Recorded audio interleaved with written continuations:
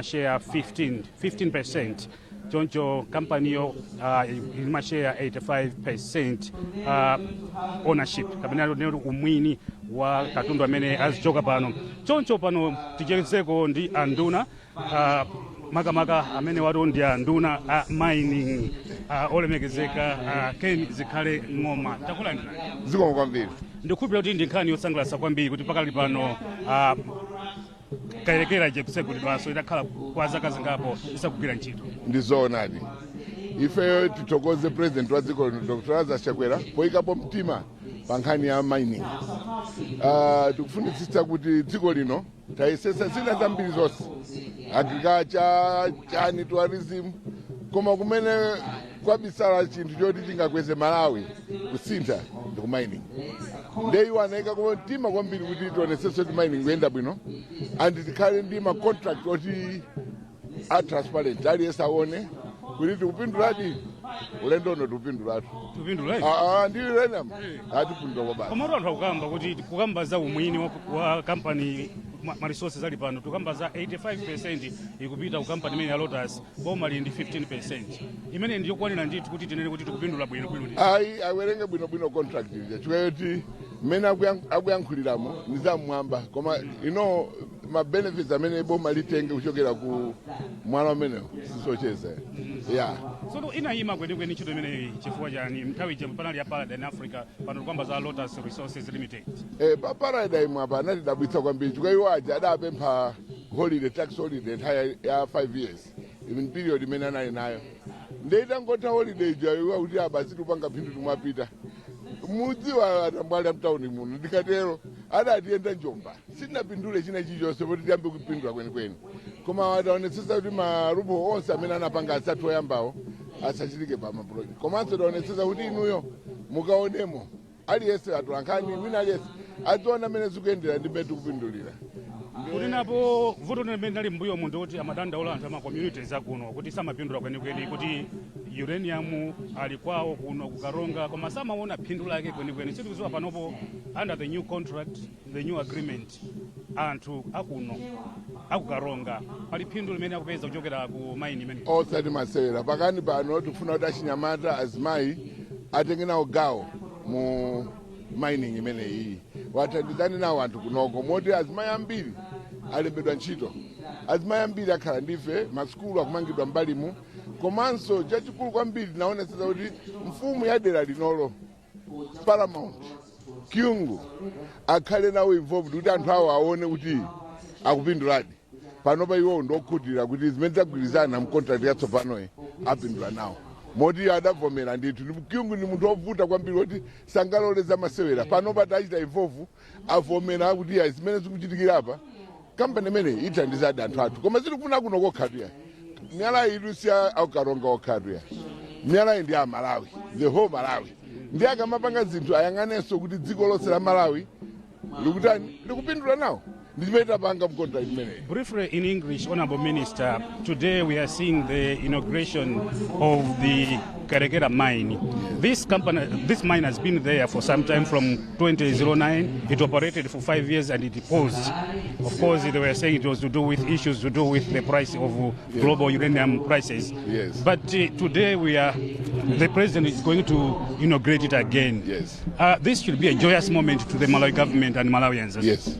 It is true. I'm so excited, so delighted to see this Kayelekera mine being reopened. And I am very grateful to the president of this country, Dr. Chakwera, for putting much effort to make sure that this mine opens. Because right now, if we look at our economy, we have tried all sectors, but I think we are not doing very well because we are just satisfying ourselves. We needed an extra punch so that we move from one step to another and do better. And the only solution at the moment is mining. We have so many precious stones in this country that will make and enable our economy move from this level to another level, a better level. And with us, we have also taken a serious measure to make sure that we engage traceability capabilities of whatever is happening from point A to point B to the last point of our delivery. So that will enable us learn, also enable us to see what is happening and secure what belongs to Malawi. And we have also emphasized to look at the community as such that when they're doing the mining, they should also take care of our community, not only here in Karonga, but also the whole Malawi, because stones belong to Malawians. And we want to make sure that all Malawians benefit out of it. And that's what we're doing. There's open, there's transparency, and we want you people as media people to get involved on each and every step. Where you feel things are not moving well, we stop it.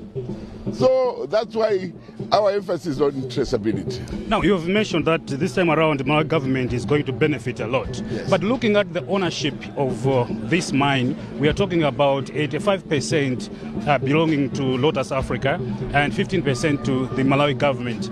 Would you say this is really a beneficial arrangement? I don't think that is the scope that you should look at. You should look at the taxation that we are going to do. There are so many things involved in it that Malawi government will take. These people have come to make profit. They don't come here for charity purposes. They also have to make money. But in the process, Malawi also has got its measures that will make sure that they secure their money through so many things. So whatever is going out, it will be taxed. There's nothing that will go free of charge. So we have our part, but we can't take everything for ourselves unless we build our own company, which we are trying to do the mining in other places, that the whole sum, the whole percentage, 100% will belong to Malawi. So we are bringing better measures to do that. But at the moment, we need a start so that our forex should be available to people and then start operating, start functioning as a country. Thank you so much. Thank you indeed. Thank you. Amene nditu ndi nduna amene amaona za migodi mdziko muno walemekezeka Ken zikhale ng'oma kuyankhulapo ndithu zinthu zingapo zokhuzana ndi mine imeneyi akukamba kuti mbuyo mu zinthu sizimayenda, ownership sizinali bwino makamaka ndi local communities. Achulapo za ainu ake akuno kuti amadandaulanso kuti samapindula mokwanira ndi mine imeneyi. Nde ndilankhulenso ndi akyungu amenewa ndi ainu ake akuno Chitipa komanso Karonga mwina muyang'ane chakuno pang'ono zikungopya. It should be the happiest person to see that Kayelekera mining is opening again. Very, very happy. We are up in the moon that the list government has decided to reopen the Lotus Kayelekera mine. But looking back, I've heard you complaining in the previous arrangements that you were not very much happy with the arrangement that was there at that time. Can you tell us now, what have you renegotiated that makes you happy today? We had a raw deal by the previous regime, but we hope and pray that this time around things will not be as usual. We need change. We need our people to see the benefits from Lotus Kayelekera mine. Can you tell us in what way do you think your people here will be benefiting from this? First and foremost is our people must be respected. Respect, what else? In terms of job opportunities, are they there? Job opportunities must be provided to our people, Chitipa and Karonga, and of course the rest of the country. Those who are qualified people, if they are from Chitipa, Karonga, they'll be given priority, number one. Then the rest from the other parts of the country. Two, treatment of our people by the employers. They must always remember, for the company to succeed, you need to respect your workers. Are you insinuating that there wasn't that respect before? In the past, there was not. So I hope that the new company has learned something from the past. We need some sanity in the way management handles its workers. Tumafuna tingodziwa mwachidule mchichewa mbuyo mu kampani yakayigwira ntchito kuno kuyambira 2009 mpaka chama 2014 inasiya kugwira ntchito akuti mitengo ya uranium inatsika pa dziko lonse lapansi. Zifukwa zina zimene zimaperekedwa ndi zimenezo. Komano panopo pa kampani yatsekudulanso ndi management yatsopano. Inuyo ngati mfumu yayikulu kunoko Chitipa ndi Karonga nkhani imene mwayilandira bwanji ndipo mungakhalepo zotani?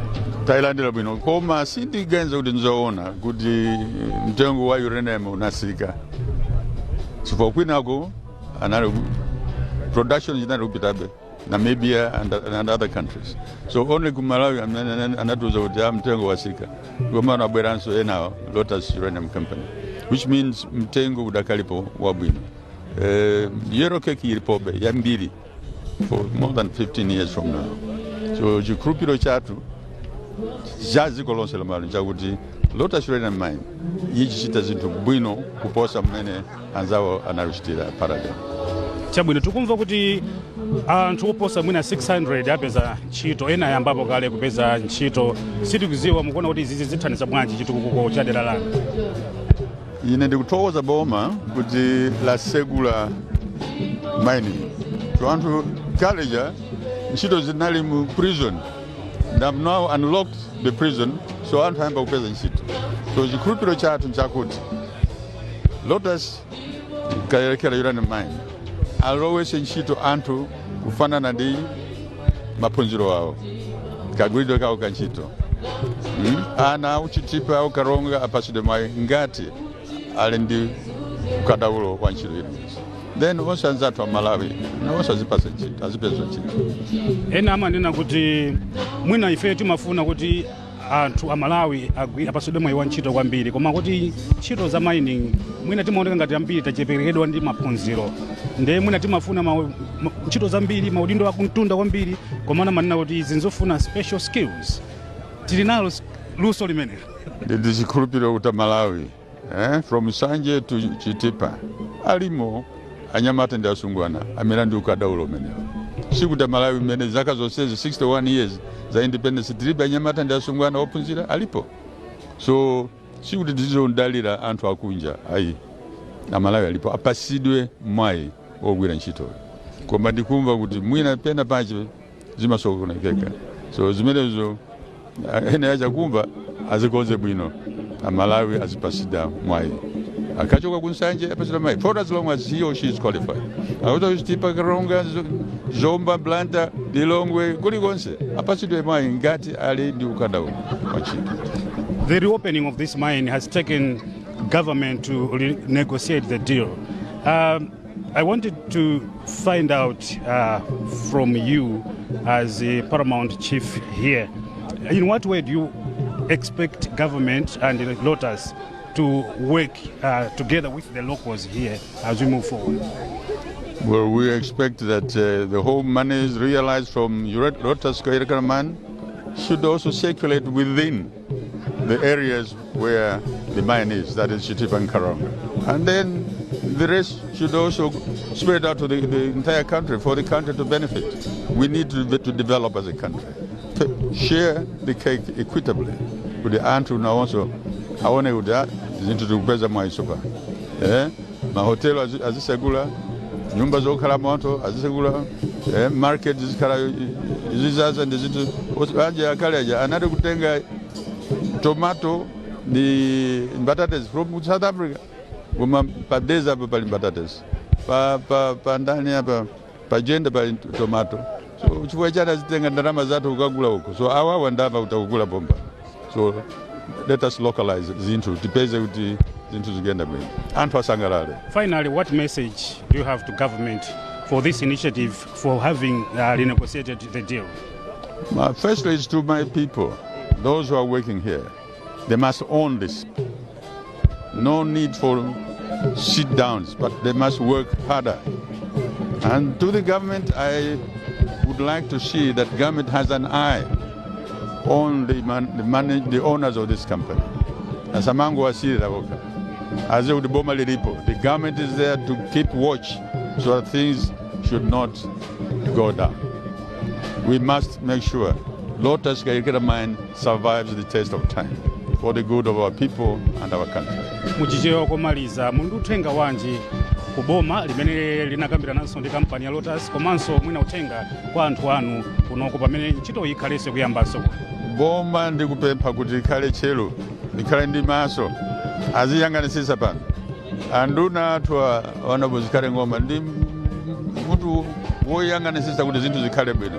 So ndiganiza through him boma lizayesesa kuti Kayelekera mine isagone tulo, boma lisagone tulo.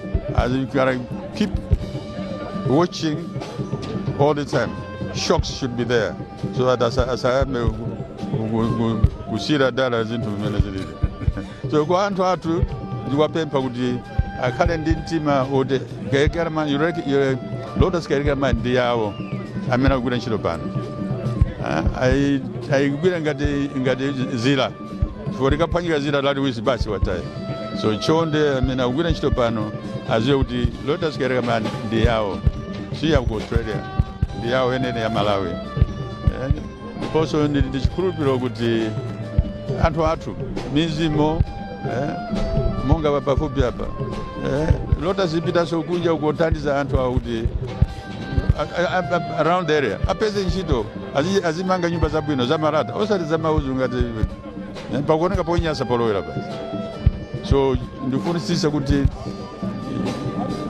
ngati anthu apafupi akupeza ntchito pano azamba kutukuka.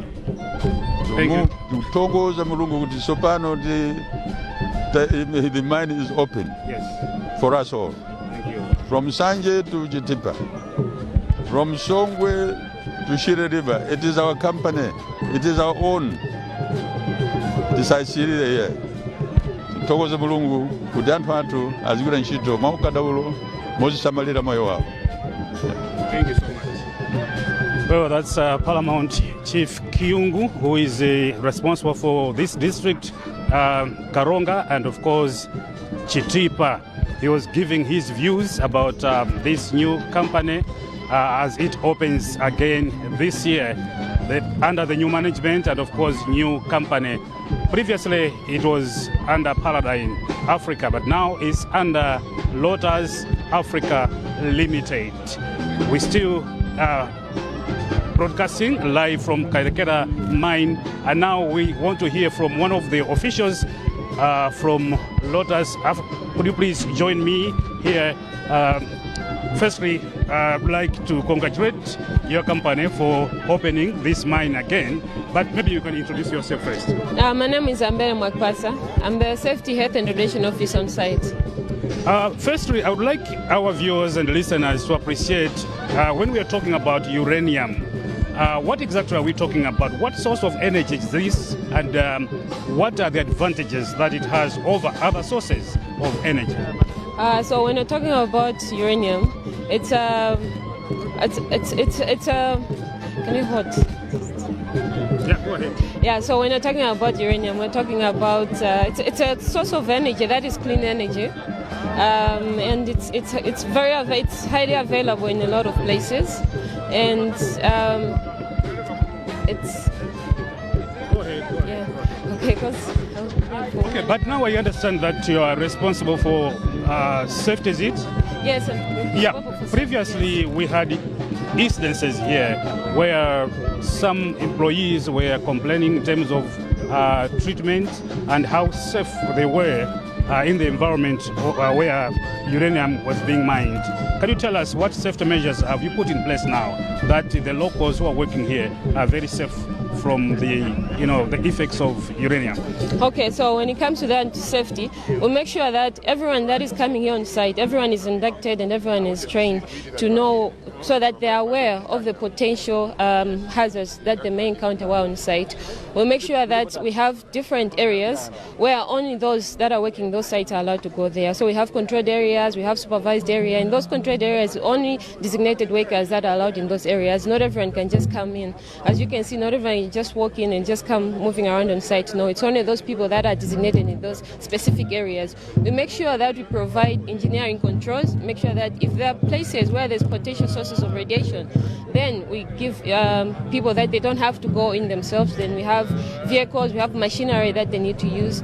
And we also make sure that everyone is provided PPE. Everyone that comes on site, everyone that is working, there's basic PPE that is given to everyone. And then there's extra special PPE that given to people that are working in controlled areas, in those designated areas. Now, how safe is the community? We see that near us, there are houses, people are living around the mine. How safe are they?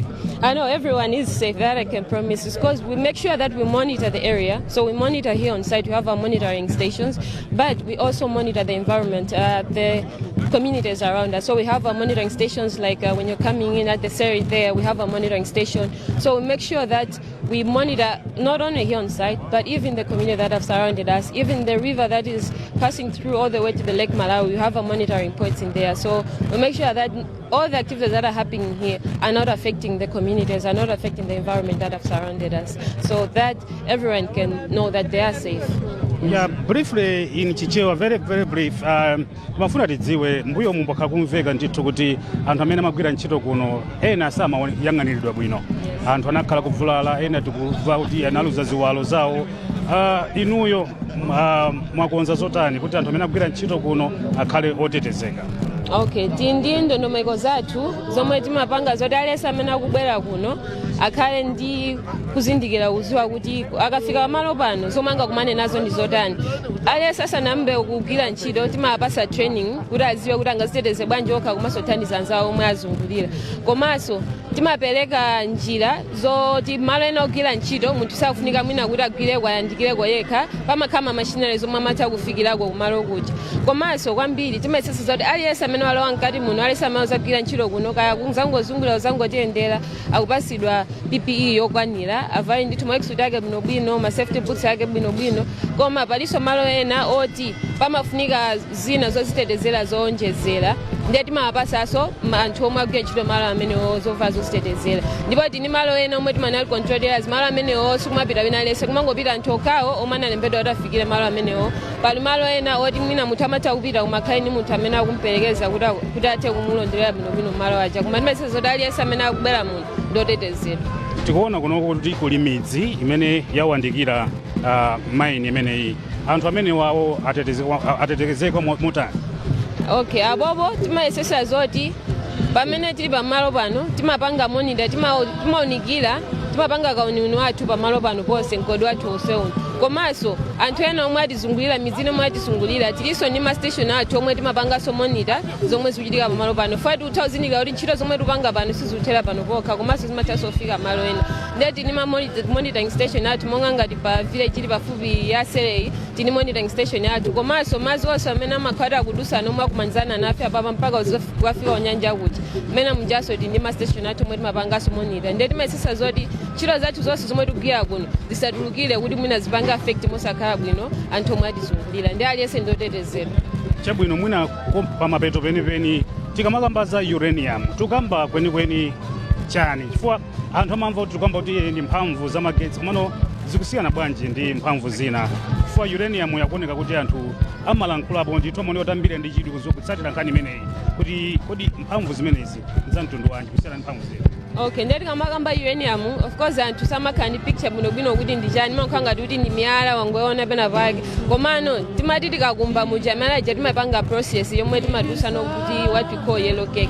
Yellow cake uja ni mphamvu yoti imasiyana mwina ndi mphamvu zina za magesi ngati kuti mwina zomwe anthu amayuza ngati zako zija foti zimatha kubweretsa kuononga chilengedwe. Komano za uranium siziononga chilengedwe, zomwe timazitchula kuti clean energy.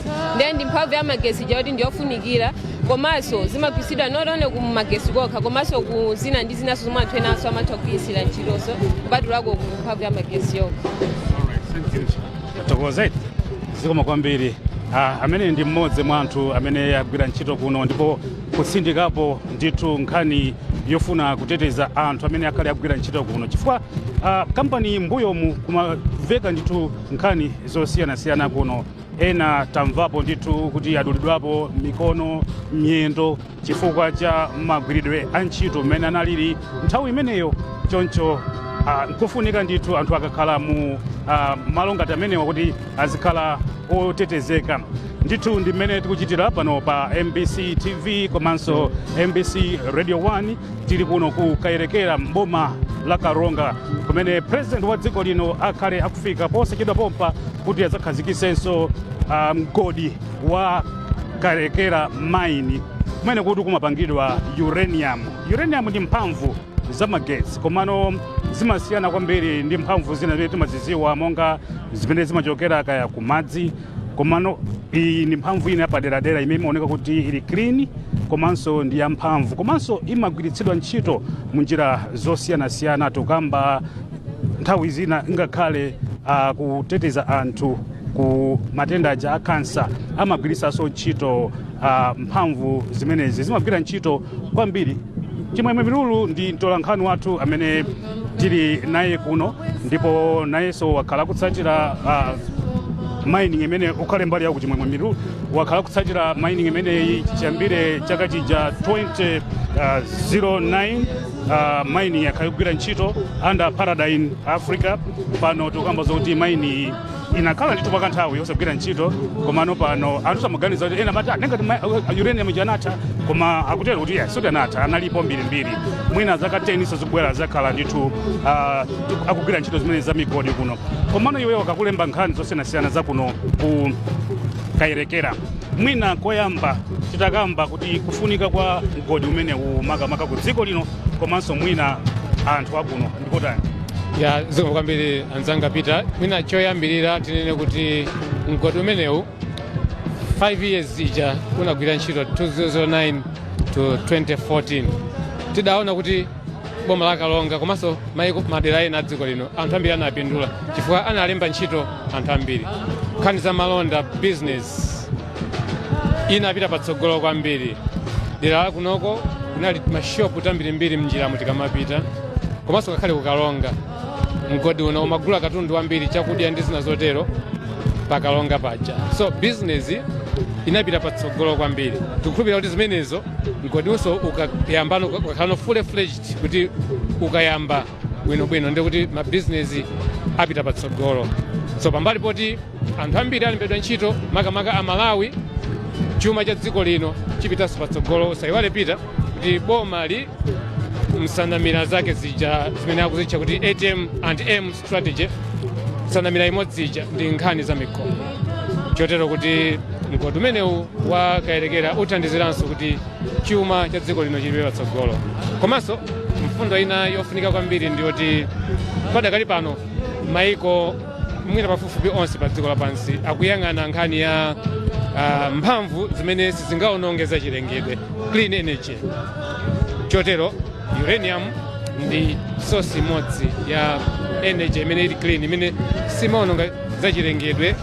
Panopa tikuyamba nkhani yoti zotsatira za kusintha kwa nyengo zikusokoneza ntchito zosiyanasiyana kuphatikiza za ulimi ndi zina zotero. Kotero kuti energy yochokera ku uranium ndi clean imene singathe kuononga za chilengedwe. Izizi ndi zina mwa zimene mgodi uno ungathandizire mdziko lino la Malawi. Chabwino mbuyo mu pakhala kumachitika kuno pena ma demonstrations nkhani ya uranium imeneyi. Sindikuziwa mbuyo muja ukatsatira bwino ndi pakatali pano ukuona kuti anthu akuno ali ndi chiyembekezo tsopano kuti mwinanso zomenyana zija kapena kulimbana ndi aboma ndi anthu akuno mwina zikhale mbiri yakale. Ya ndondomeko yatsopano ya boma yokhudza nkhani za migodi ikupanga promote zijamati community development agreement. Kotero kuti ntchito iyi isanayambe anakonza ndithu msonkhano ndi anthu ozungulira dera lino kuphatikizapo mfumu yayikulu ya kunoko Paramount Chief. Kotero kuti anagwirizana mmenemo kuti mbali imodzi. Okay, so mwina ndikutuleka tilankhuleka ndi anduna makamaka honorable Kunkuyu amene chifukwa tizota president akhale akufika pompano ndi mwina ticheze nawo pompano takalandira president takulandirana nduna. Ndathokoza. Ikuyenera kukhala nkhani yachimwemwe kuboma komanso mwina anthu mdziko muno kuti mining ikutsekulidwanso. Imeneyo ndi nkhani imene amalawi akumayembekezera. Tikamanena zokuti Chakwera akubwezeretsa maziko ophwanyika, ma foundations amene apangidwa break, tikumanena zinthu ngati izizi. Munthu oni aliyense amali olungama oyankhula zinthu zoona akhoza zoti ngati panali njanji lenjanji inaonongeka tikuona ndiye wina wabwera nkuyimanganso anthu ayamikire kuti chinalipodi ichi ndipo chinaonongedwa chabwezeretsedwa. Tikunena zoti dziko muno munali maujeni mainstitution ngati MDC ija inaphwanyika mmene mjapali makampani ambirimbiri koma inaunjikidwa pansi. Ndiye Chakwera wabwera wabwezeretsa ndakuti mkati mwa MDC muja muliso nkhani za makampani a mining. Migodi yathu iyi anthu amango iseweretsa. Chitsanzo choti anaseweretsa mu migodi ndi kunoko chifukwa Kayelekera inali ndi mgodi, Paradigm Africa inalipo. Ndiye amene aja ali kuno anapanga zinthu zonse anthu nkulemera kuchokera ndalama za panopo nkunyamuka kumapita ndathana nazo anasiya dzimaenje kuno wasiya anthu atasauka kuno osawasiyira nkhale masukulu oti adziphunzira wasiya muulanda anthu akuno lero azira Chakwera nkubwera akuti no ukuku bwanji tibwezeretse izi chifukwa chakuti m'masomphenya awo akuti za migodi zipite patsogolo mu ATM ndi mmuja akuti za migodi zipite patsogolo koma migodi iyo ikapita patsogolo titani tungobwezeretsa chabe lenaso abwera adzabeso no anthu amatenga miyala nkumati tukayeza kunja bwanji choyambirira tikhale ifeyo kunoko ndi zathu zomayezera konkuno kuti mwala umene ukutuluka kunoko ukhale utayeza kale ndipo kumene zikupitako nkukapanga malonda ukabweretsa ndalama koma popita kumene kujako kodi tipititsa bwanji kapena tiyamba bwanji process yonseyi nkupititsa kunjako tikhale ndi a regulatory authority bungwe limene lidziyang'ana zakayendetsedwe ka nkhani zonse za migodizi Chakwera anakhazikitsa zimene yodzera ku nyumba ija ya malamulo nawo tikapanga choncho tikagawana bwanji zimene tikagulitsazo kuti amalawi apindule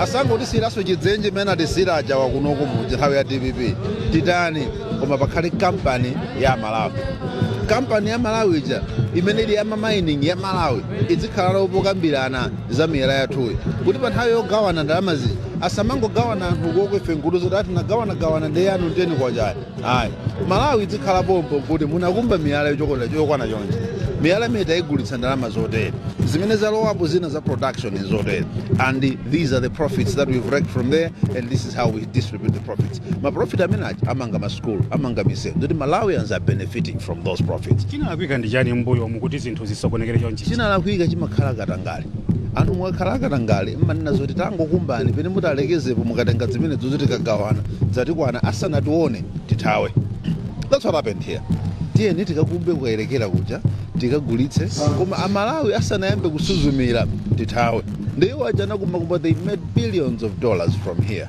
Malawi wouldn't have been the same M1 isanakakhala chonchi kumalo kumene kuli migodi nkhale maiko anzathu mumaonera mukamafika muona nyumba za malata muona misewu yabwino tell me after mining panopo Kayelekera ino zaka zonsezi maona msewu wanji pobwera kunoko palibe msewu watala maona nyumba zanji pobwera kuno nyumba za maudzu maona sukulu zotani pobwera kuno you still find people akumwa madzi amene sabwino pobwera kumalo kumene kunali mining activity ya billions of dollars koma tanyamukani pano mulowenu m'mizindamo mmene mukapeza anthu amene alandala ali m'maofisi na imeneyo they build lodges they build private schools anamanga zinthu za mabizinesi awo zikuluzikulu ena awali nditi mamaini tawo tsoona outside Karonga timene akupanga iwo mining yawo ya personal koma anayambira panopo ndalama za pano anagula zimagalimoto they bought properties outside this country koma amalawi akunokowa I'm talking about the people of Karonga here taloza ndi Karonga kuno anawasira chani ife nsewu dakali chimodzimodzi tona ni nsewu upita uchitipa upita Karonga ubeta dutsa mbobwera kunoko nsewu uja watha chimangire na ngwazi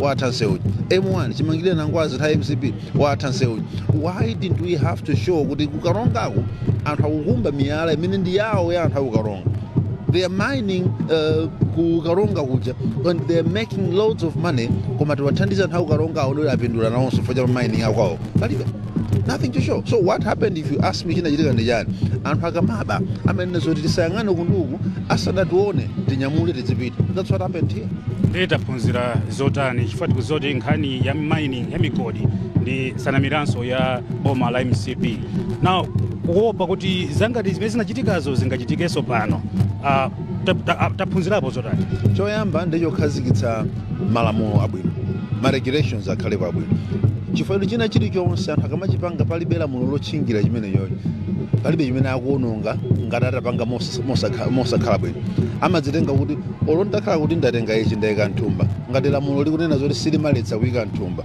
ine sinalakwitsa pamene chinthu akutenga chija si chawo koma ifo atayika mthumba lamulo silikuletsa kuyika mthumba akatuluka nacho basi so we need to put regulations in place pakhale malamulo okhazikika onena zokuti pofuna kupanga za pa mining ku Malawi kuno dongoso lake lidziyenda motere and that is what Chakwera has done poyikapo mining and minerals regulatory authority ija komanso kikapo dongoso lakuti pokambirana zimene zizi amalawi azikhalapo pa tebulo pakhale Malawi mining company which is what we have so poyika zinthu zimene zizi zionetsa kuti tinaphunzira chinthu koma tayikapo ndondomeko zoti sabwerezenso mistake ngati imeneyo that is where we are now koma chinthu china chimene tifuna tichiphunzire kwambiri nchakuti kuba kuja amakhala anthu and munthu amapanga beat ma systems and we still have people now amene poona izi kuchitika chonchi anyambirira kuti chabweranso chinthu chichipi Chakwera achibweretsanso chinthu chija tikayambirenso paja tinasiyira paja chifukwa pala anthu ena amabwera in the name of ulife ndife anthu ma experts timadziwa za mining ndife, timadziwa za kuti ndife. Kukhala ngati tuli ku Malawi kuno palibenso ena amene aphunzira kumene ochokera m'masukulu mwathumu amene amazitsata zimenezozo.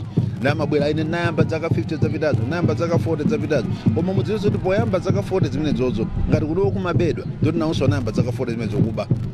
Ngati akuti ndi experience ya 20 years, ngati anthu amene alipo 20 years amene alakuba ndoti wanso andi experience yakuba kapena yokanika kuletsa kuba. So these are lessons that we must learn as a country. Munthu akamana zoti ndine dolo ndimazidziwa izizi, either amadziwa kuba kapena sadziwa kuletsa kuba. The lessons ake ndi amenewo.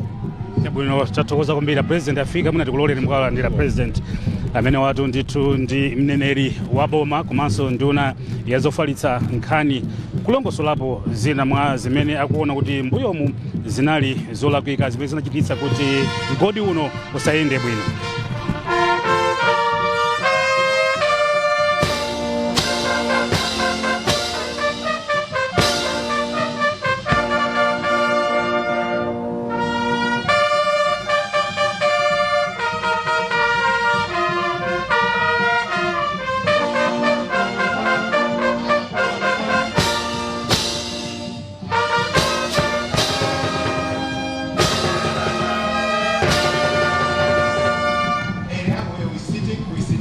Lipenga laulemu limenelo chekatero zimasonyeza ndithu kuti president wafikano pamalopa kuti zonse ziyambe kuyenda bwino. Choncho osayedwa pakhali ndithu pakuchitika zinthu zingapo zimene zakonzedwa pa programu iyi. President akawachita brief kuwalongosolera ntchito zimene zikuchitika pano komanso kenako apezeka kuti apita kukasaina mbuku la alendo. Akachoka kusaina mbuku la alendo adula ribbon kusonyeza kuti akhazikitsa ndithu ntchito iyi. Choncho pano tipereke kwa amene akuyendetsa mwambo kuti timvere kuti zikuyenda bwanji. Ministry of Mining that they've been supporting us a lot in this endeavor. Taking you straight, Your Excellency, to where Kayelekera ore body sits, mapped from the air and also on the ground and also from the subsurface.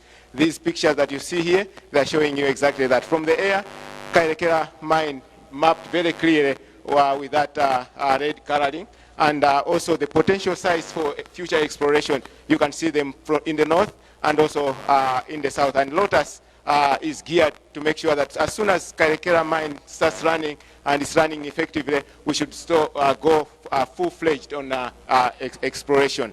And on the ground, the uranium ore body looks like that, and on the subsurface it looks like that. But precisely, Your Excellency, I would like to draw your attention that the main story in all these pictures, we've got two main rock types which are hosting our uranium. The main rock unit that hosts is the uranium, the sandstone. The other one is the mudstone. The mudstone is the west. We just throw it away. But this is the rock that we focus on much. And the yellow stuff that you see, that's your uranium. That's your uranium. And the uranium is hosted in the sandstone. So it's just the sand, the normal sand, which you see in there. And the paste that you see is the uranium. So our business, ideally, is to make sure that we extract this yellow thing. Yeah. And that's the thing that makes money for Lotus and also makes money for Malawi. Wow. Yeah, so the next pictures that I'll show ideally are showing exactly how this mineral is extracted. So the pictures in here, they give details of that, but I will focus on this picture just to summarize. So this rock, you pick it, you throw it. That's what we call our rompad.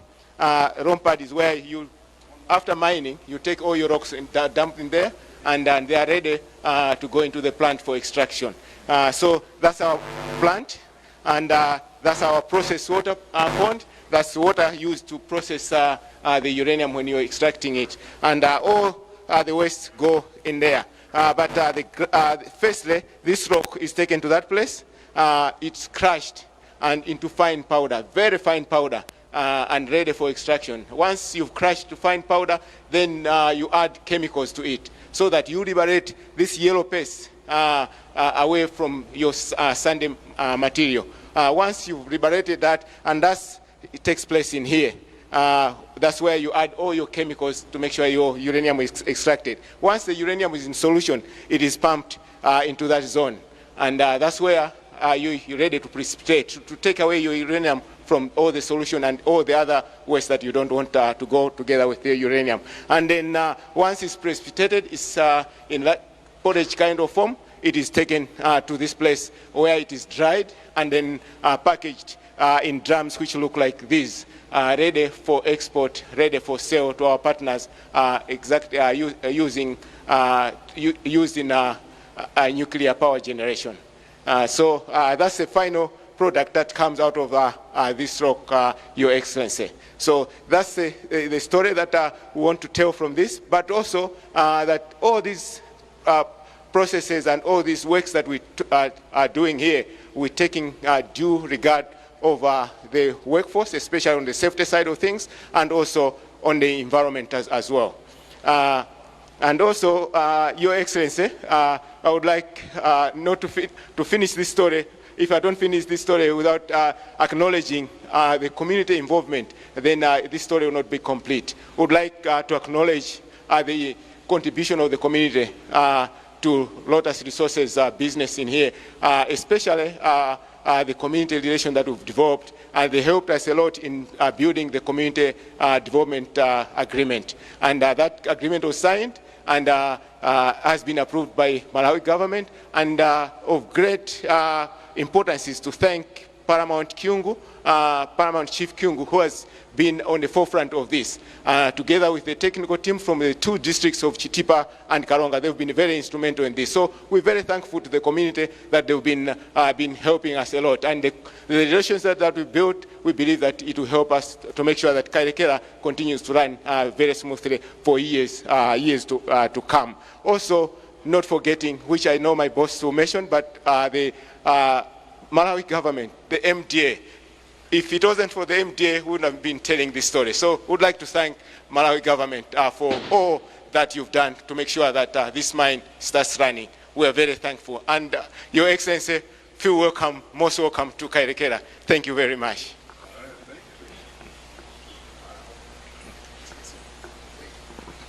Thank you. Zikuchitika tu zoti ya president ja atafika pamalo pano anapita muka nyumba kena wa mati gazebo kumeneko nimene amawafotokozera mmene mining ine magwirira ntchito komanso kuti uranium amakonzedwa motani ndipo ntchito yonse pano ikumayenda bwanji. Kuchoka kumeneko a president pakadali pano tsopano akuwatengera ku malo ena amene akonza pamalo pano kuti uone katundu wina amene amagwiritsidwa ntchito pano monga mashinale ndi zina, chifukwa tu nkhani ya mining imakhala ndithu ntchito yodula kwambiri kwa zimenezi zimachitika chifukwa cha equipment kapena kuti katundu amene amagwiritsidwa ntchito nkhani za migodi. Nde akupanga preset kuona kuti wina katundu uti ndi uti. Akachoka pamenepo ndi pamene apiteno pamalonso pena pakonzedwa kuti akasaine m'buku la alendo. Ndi mmene zikukhalira pano. Anu ake kukondwa ndi ntchito imene yakunena kuti from the home heart of Africa to the world, a new dawn at Kayelekera. A new dawn zikuchita kuonetsa kuti mwayi wina watsopanonso ndithu kuti Kayelekera yatsegulidwa ndipo ndi management yatsopano komanso company yatsopano imenenso ikugwira ntchito iyi mosiyana ndi mmene zinalili mbuyo mu choncho zambiri zapano zikhale zatsopano.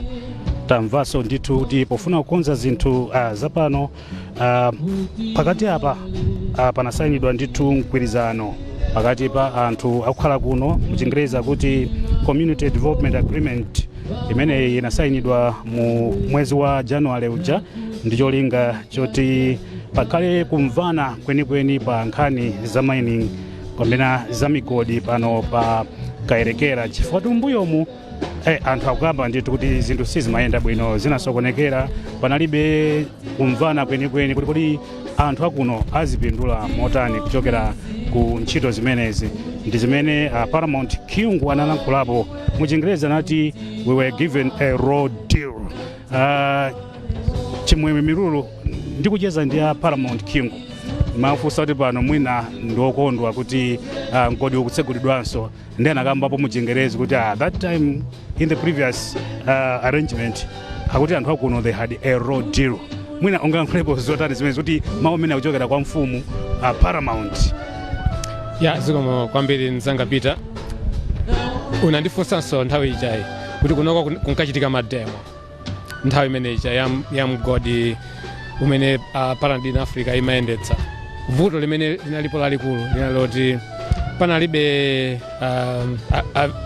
ndondomeko zogwirika kuti kodi anthu amene akukhala mozungulira mgodi umenewu komanso boma la Karonga ndi dziko lino likupindulako chani. Komano tikayang'ana ndondomeko zimene boma lakonza padakali pano mining policy ikunena kuti pazikhala community development agreement ndi amakhala pansi ndi anthu ozungulira dera limene kuphatikiza ku mafumu kuti kuchokera ku phindu limene mgodi udzipeza gawo lina lizipita ku community. In this case mgwirizano ndionena kuti 15% ya ma proceeds ndikuti ndi ndalama zambiri zimene ngati community ikhozana umaona kuti kodi mcommunity mwathu chimene chikusowa ndi chani, mwina school block, mwina nkhani ya madzi, mwina zitukuko zosiyanasiyana zimene anthu ndilalo angazifune. So apapa zikuonetsa ndithu kuti sikhalanso raw deal ngati mene zinalili poyamba mjafa panalibe clear policy imene imanena kuti mining company ikapeza phindu ku community izipereka ndalama zingati. So zimene zija zimasokoneza ndithu kuti anthu samaona phindu. Makamakaso podziwa kuti uranium ndi mphamvu yoopsa kwambiri kumatupi anthu. Zona panaliso nkhawa ina imene inkaperekedwa kuti mwina zimene zimatayidwa kuchokera ku maini mwina panalibe chisamaliro chabwino. So panafunika ndithu pakhale ndondomeko yonena kuti anthu amboma la Karonga mono komanso ozungulira maini imene iyi akhale otetezeka ndi pakhalenso clear ndondomeko kuti anthu adziwe kuti ifenso ndiotetezedwa ngakhale maini kapena uranium ili yoopsa. Chabwino ndikulole ukakhale Chimwemwe amene ndi mtolankhani wathu Chimwemwe Mirulu kulankhulaponso pa zina akuzidziwa za mgodi umene nyimbo ya mtundu wathu.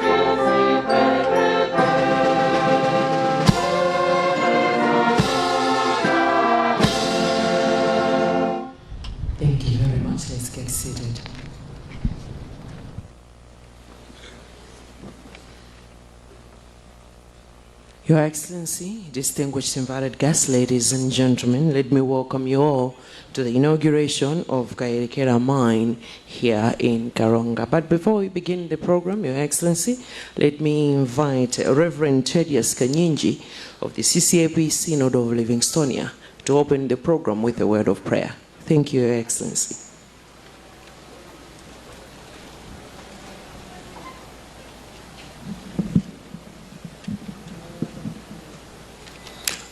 Tirombe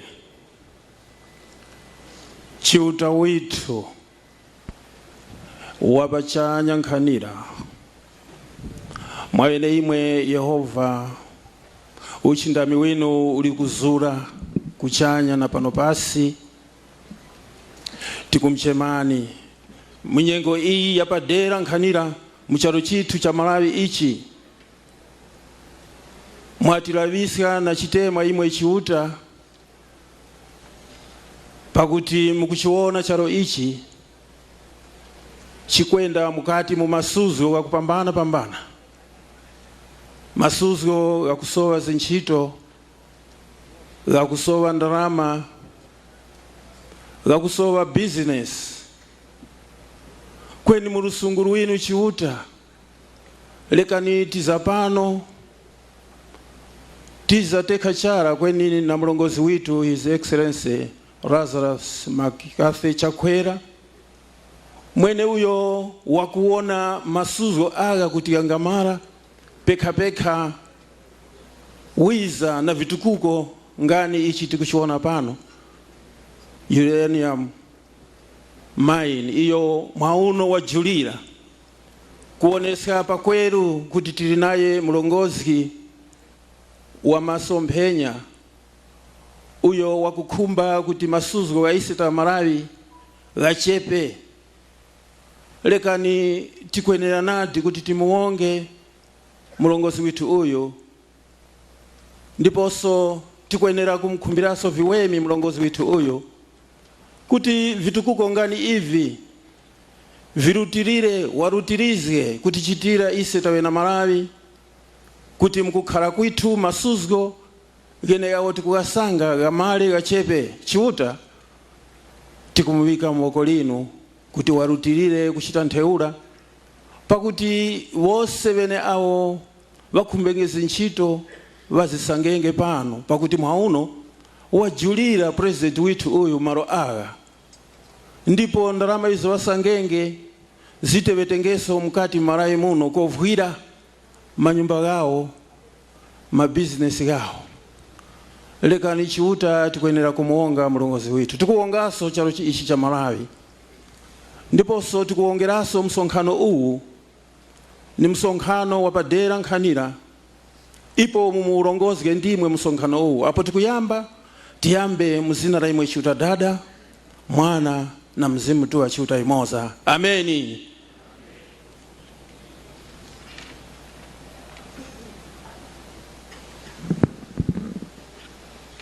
Thank you very much for that opening prayer. That was Reverend Thaddeus Kanyinji of the CCAP Synod of Livingstonia.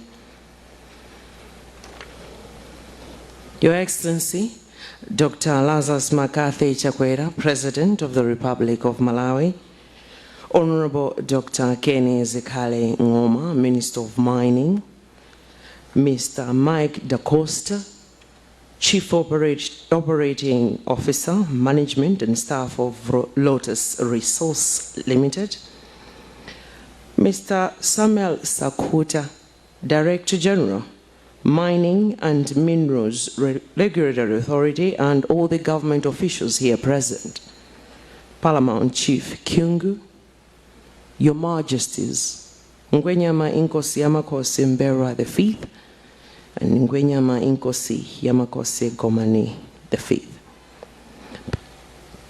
and all the traditional leaders here present, Honorable Kezim Sukwa, Regional Chairman of the Malawi Congress Party for the North region, and all regional committee members here present, Reverend Thaddeus Kanyinji, the officiating clergy, and all religious leaders here present.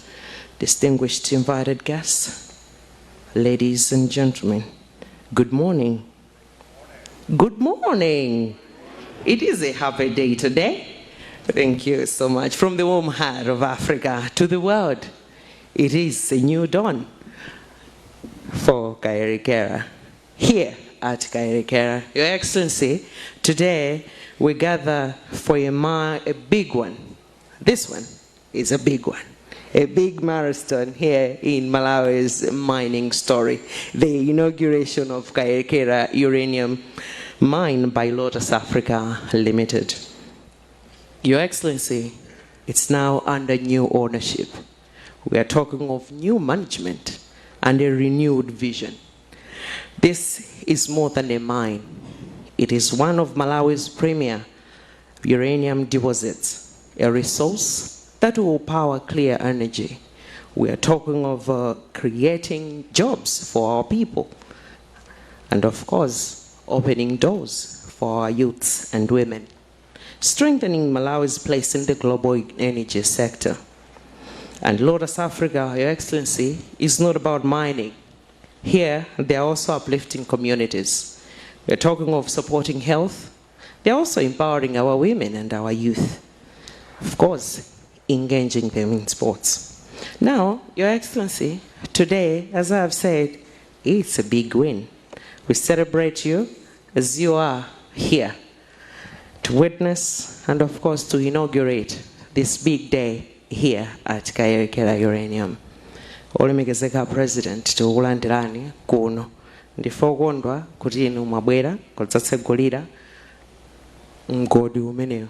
Ndimanena kuti ndi chinthu cha mtengo wapatali kwambiri pamene dziko tikukambirana nkhani zakupita patsogolo mchuma, nkumakambirana nkhani yayikulu ngati imeneyi yakubweranso kuyambanso kwa Kayelekera mine. Nchinthu chofunikira kwambiri chifukwa sitikungokamba nkhani zakuyambanso, tikuyamba nkhani zakupita chitsogolo ku nkhani ya chuma. Ife ngati dziko tikuyenera kutero kuti tipite patsogolo mchuma. Olemekezeka President, takulandirani. Padakali pano ndikufuna tiyambe programu imeneyi ndipo ndikufuna ndiyitane amene atilandire pamalo pano kuti patsa malonje. Iwowa ndi Paramount Chief Kyungu. Let me invite the very first statement that we are having this morning, Your Excellency, as I invite Paramount Chief Kyungu to make a statement. Thank you very much, Your Excellency.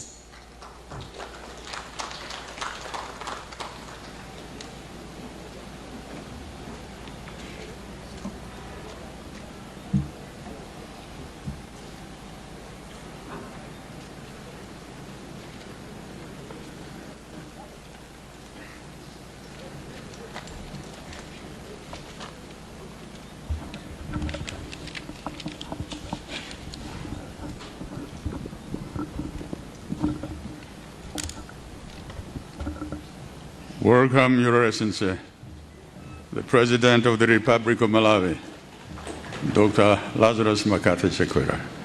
We are happy to be with you here this morning. Honorable Minister of Mines,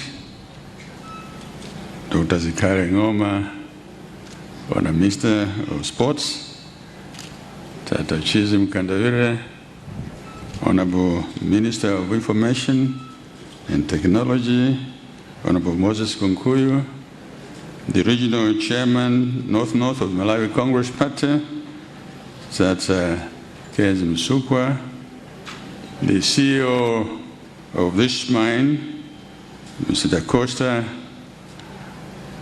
my old friend who is here, the Principal Secretary, Professor, who is here, my fellow Paramount Chiefs, Paramount Chief Mbera, the 5th, Paramount Chief Gomani, the 5th, our CEO from the Northern Region Water Board, Tata Muntali, and all protocols observed. Of course, not forgetting Reverend Kajinji for your prayers. And of course, our Madam, who is guiding us today. Ndilo Makondo kwambiri, on behalf of all my fellow traditional authorities in Chitipa and Karonga, that Your Excellency is here to inaugurate the Lotus Kayelekera mine, uranium mine. We are very happy and thankful. Your government took the initiative to reopen this mine. And I'm thankful to the Presidential Committee that worked very hard to ensuring that this company is open again. May I also thank all members of staff, locals as well as expatriates who are here. Achipani nonse amene muli pano tikulandirani. Tikhale osangalala chifukwa Mulungu kumwambako ali kuli bwino palibe mvula. Choyamba Your Excellency ndati ndinene izi.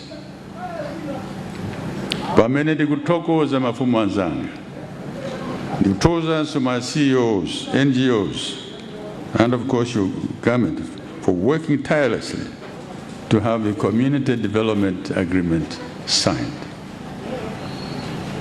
I hope it will be a living document, a working document, something that government must take seriously to ensuring that your people are not exploited, that development spreads out, not only in Chitipa and Karonga, but throughout the country. So I appeal to Lotus Kayelekera mine to ensuring that the CDA should not be a dead document, should not be gathering dust in your offices. It must be a working document so that we can see the benefits of Lotus uranium mine. In the past, we had a raw deal, Your Excellency, a very raw deal, in the sense that our people were being exploited. After taking all the yellow cake from here, mitengo yasika kuti, mitengo inaliko. Namibia was still producing. And only here, they were telling us, Your Excellency, utaseka. Kumusopano, ndichikhulupiriro kuti sasekaso. Mpaka Mulungu yeka azanene kuti sopano ziko lekuta. Ndiye mchoke muzipita kwanu. But ndichikhulupiriro kuti Mulungu asikala wachifundo kuti mani ipitirire. Now the CDA, Your Excellency, signifies the unity of our people, the unity of purpose, both for Chitipa and Karonga. Our people are expecting something positive in terms of jobs. We have professional Malawians. They must be given priority. Because we always say we need expatriates, but we have our own geologists, we have our own engineers, we have our own everything. Why not make good use of them? So it is high time, Your Excellency, that much as we need expatriates to be with us, they must be teaching the locals how best to manage the mine. Tisakale antu ongodalira antu akunja chaka ndi chaka. 61 years of independence is enough. So I hope that the past governments were not educating their sons and daughters in geology and the Zinazi. I hope Your Excellency's government will do it differently.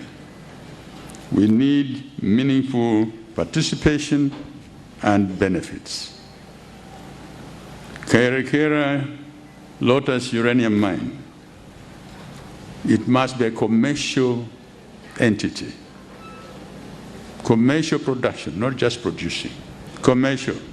So that the mine, the resources that we are exporting, it says it's a new dawn, not a new dawn only for Kayelekera, it's a new dawn for Malawi. It is our company, Malawian company. So it's a new dawn for us. And we must be proud of it. Those of you who are working here, own this property. It is your own. Don't destroy it. So that the future generations can also benefit. Musaganza kuti ni company ya zungu, ayi ni company yanu.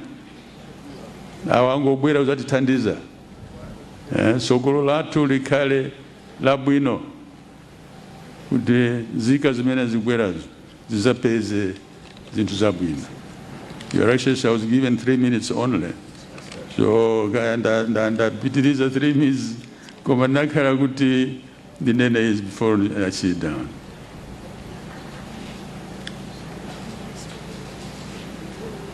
Tilemekezane ngati Malawi, tikondane ngati Malawi, tigwirizane ngati Malawi kutukula dziko lathu. Pokapo ngati tikulemekezana, tikukondana, tikukhalira limodzi ngati Malawi, dziko lathu lidzakhala bwino. Tisanyozane, tisatukanane. Mulungu akhale nanu, Your Excellency. I know you've got a busy time, but we are proud you're here. Thank you.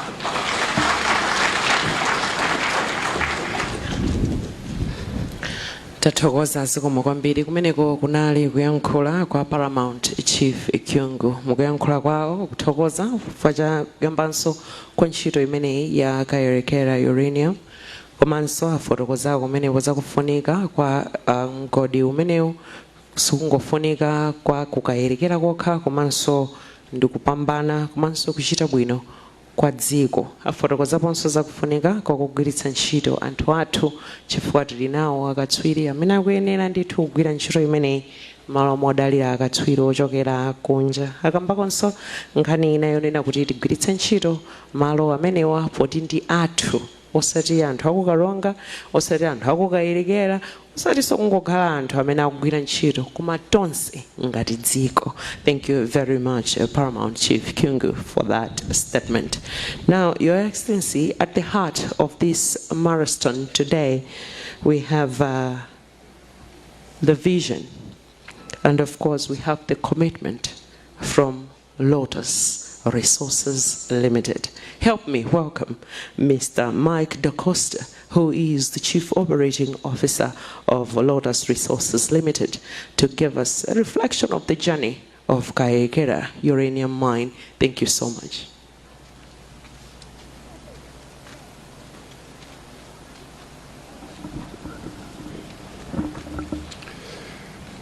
Your Excellency, Dr. Lazarus McCarthy Chakwera, President of the Republic of Malawi, Honorable Minister of Mining, Dr. Kenneth Zikale Ngoma, all Cabinet Ministers here present, Paramount Chief Kyungu, and all traditional leaders of Karonga and Chitipa, Members of Parliament here present, District Commissioners for Karonga and Chitipa, Dr. Grain Malunga, Director of Lotus Africa, distinguished guests, wonderful colleagues, contractors and friends.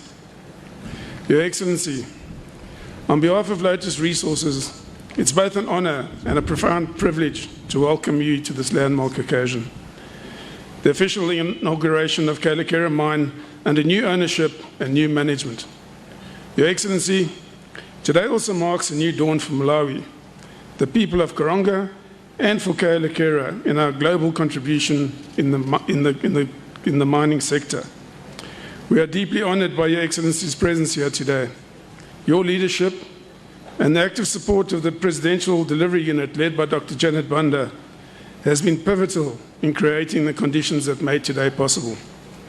At the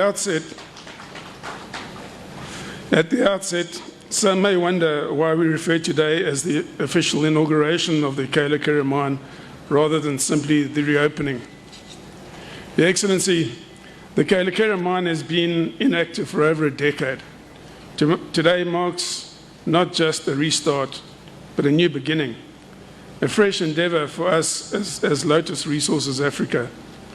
That is why we requested Your Excellency's presence to officially inaugurate and commission our work at the uranium mine. We are deeply grateful for your acceptance and for honoring us with your presence here today. Mining investment is a long-term endeavor. It requires trust, transparency, and above all, a predictable and enabling policy environment. The government's work in delivering the Lotus Africa Mine Development Agreement was instrumental in providing investor confidence and allowing us to attract the capital needed to bring Kayelekera into production. strengthening Malawi's place in the global green energy movement. We also commend Your Excellency's bold agriculture, tourism, mining and manufacturing strategy. Mining does not exist in isolation. Its success can unlock new growth in agriculture through improved infrastructure and logistics, stimulate tourism by enhancing access and stability, and support manufacturing through skills creation, demand, and overall activity. When these pillars are aligned, Malawi's development will not only be accelerated, but will also be more inclusive. It is a vision we fully support. Furthermore, Your Excellency, we recognize the efforts of the Honourable Minister of Mining and the entire Ministry assisting us to get to where we are today.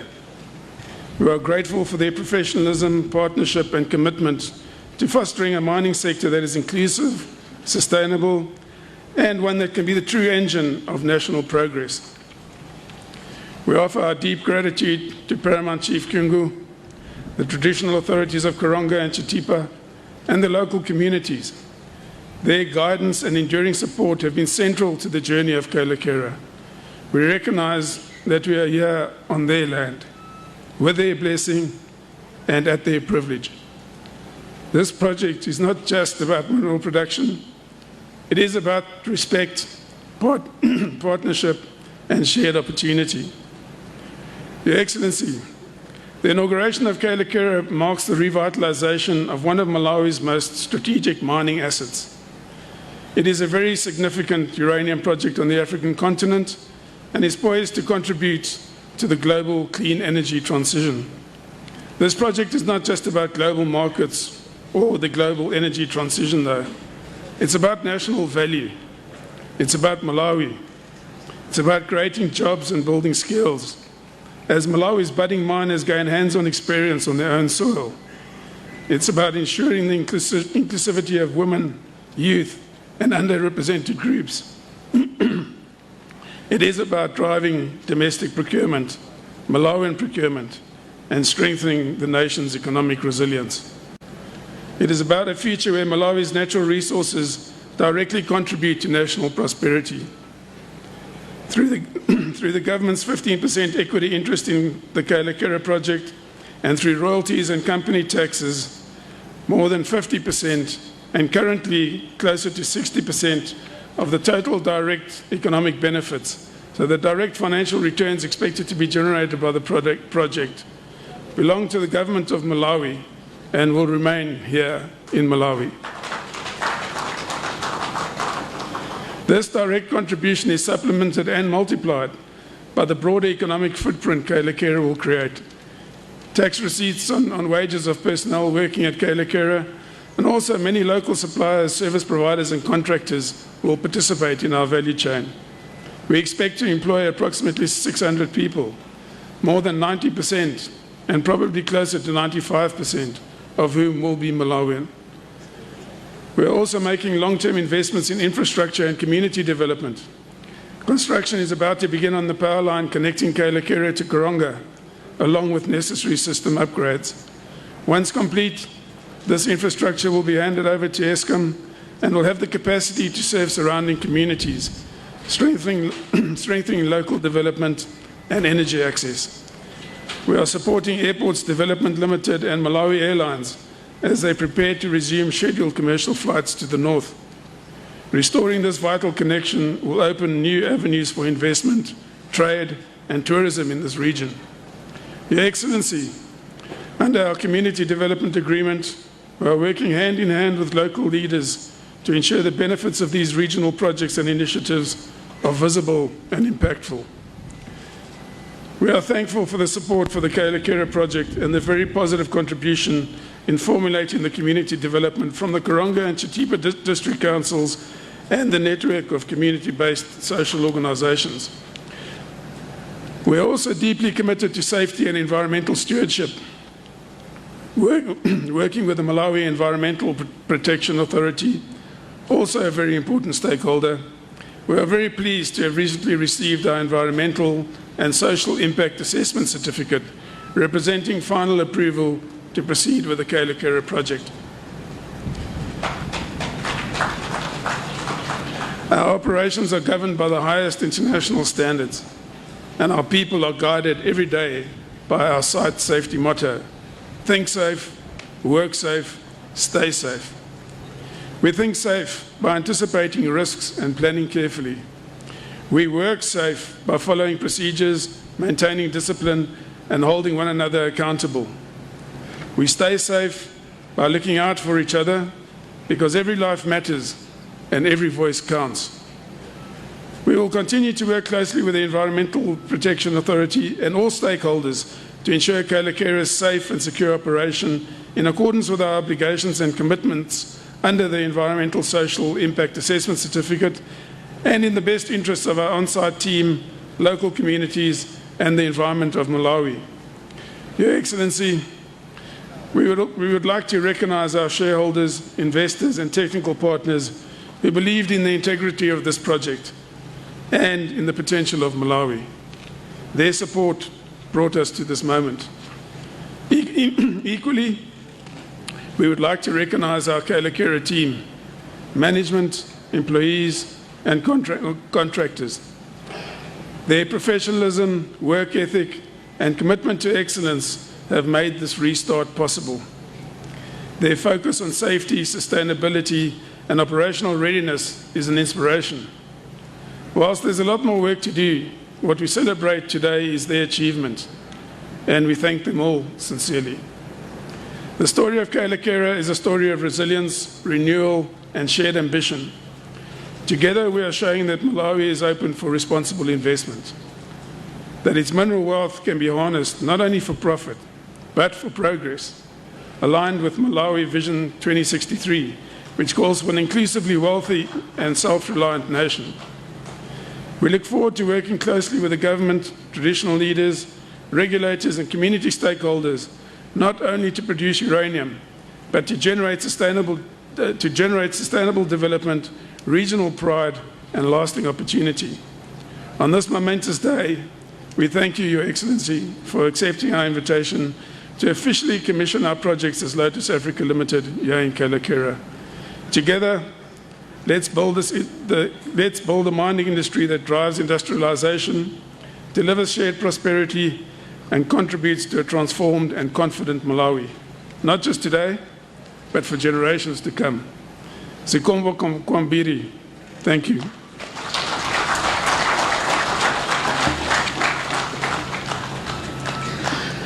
Zikomo kwambiri kumeneko kunali kuyankhula kwa mmodzi mwa akuluakulu amene Chief Operating Officer Mr. Mike da Costa. Mu kuyankhula kwawo akuti kuyambanso kwa ntchito imeneyi ndi kuchita bwino kwa nkhani ya migodi mdziko.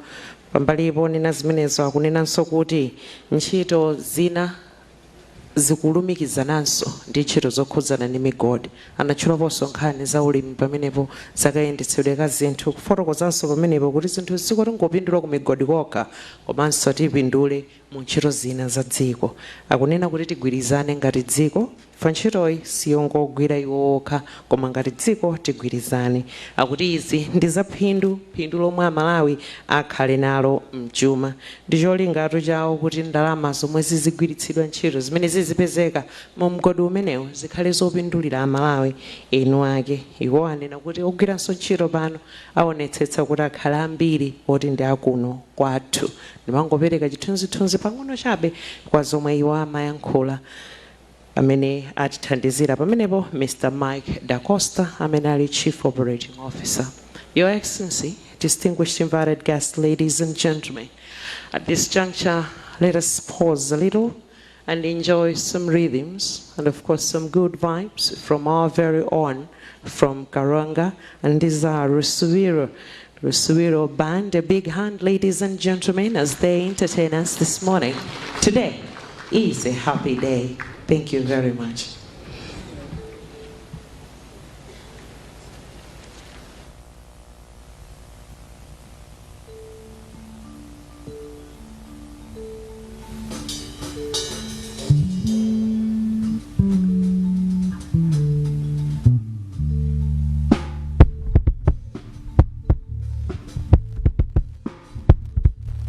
Vina Malawi tukusekera Nabatuwa bosa pampene utupele ichitukuko ni mwabi wa bizinesi vina Karonga tukusekera na bana pyale bosa pampene utupele ichitukuko ni mwabi wa bizinesi ati lotasi tukundagisha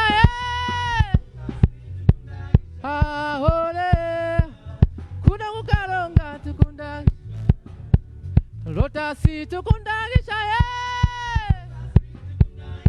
hayowa kuna kukaronga tukundagisha ati Chakwera tukundagisha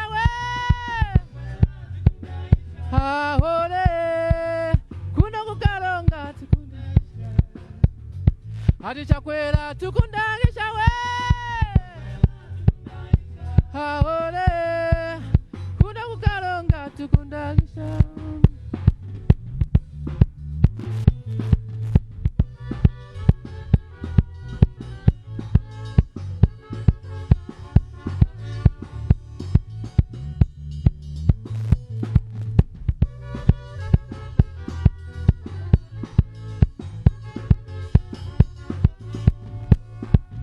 vina Karonga tukusekera na batu wabosa pampene utupele imbombo numwabi wa bizinesi hadi vina Karonga tikusekera na bafumu wose pamoza mwadipasa chitukuko na mwabi wa bizinesi hadi lotasi tikuwanga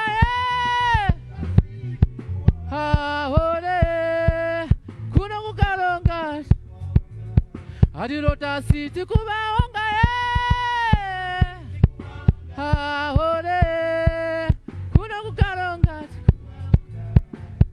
pachakwera tikubaonga ahole kuna kukaronga tikubaonga pachakwera tikubaonga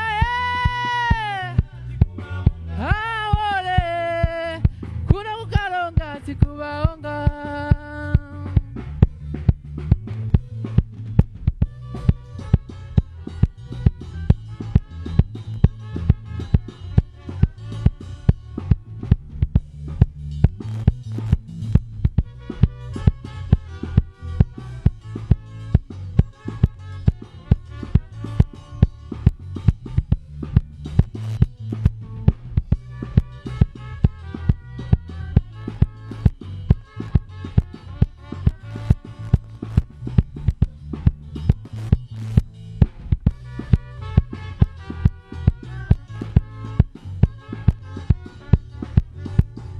Adilotasi tikubaonga mama kuna kukaronga Chakwera tikubaonga mama kuna kukaronga tikubaonga balotasi tikubaonga ahole kuna kukaronga tikubaonga Chakwera tikubaonga mama kuna kukaronga tikubaonga.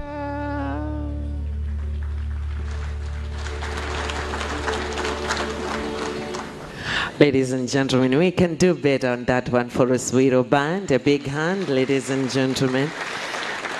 Tathokoza kwambiri tasanga mangofuna ndikuwuzeni kuti gulu limene lisilimangoimba ku Malawi kokha kuno ya limene ndithu limayimba solo kunja bwinobwino kukatiyimirira kukweza mbendera ya Malawi. A big hand once again, ladies and gentlemen. Thank you very much, Oswiro Band. Thank you so much. Your Excellency, distinguished invited guests, ladies and gentlemen, mining is the driver of our economic growth. And the Minister of Mining is the big player on that one. Like, it plays a very big role when you're talking of economic growth. Now, help me invite the Minister of Mining in the country, Honorable. You're already standing up. All right, thank you so much, Honorable Dr. Kenneth Zekale Ngoma. We celebrate you today. Is your day. Is a big win in the mining industry, in the mining sector. Thank you so much. After you have done the statement, may you please also invite His Excellency the President to address us. Thank you so much. Morning, everybody. Yes. Your Excellency, Dr. Lazarus McCarthy Chakwera, the President of the Republic of Malawi. Your Excellency, the representative of the High Commissioner of Australia, Honorable Cabinet Ministers, management and staff of Lotus Resources, senior government officials, traditional leaders,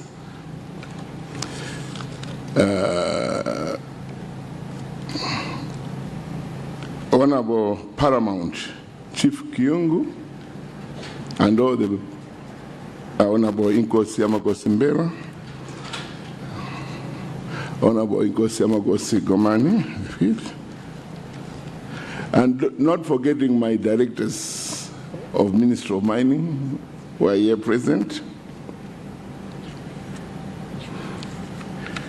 Distinguished guests, ladies and gentlemen,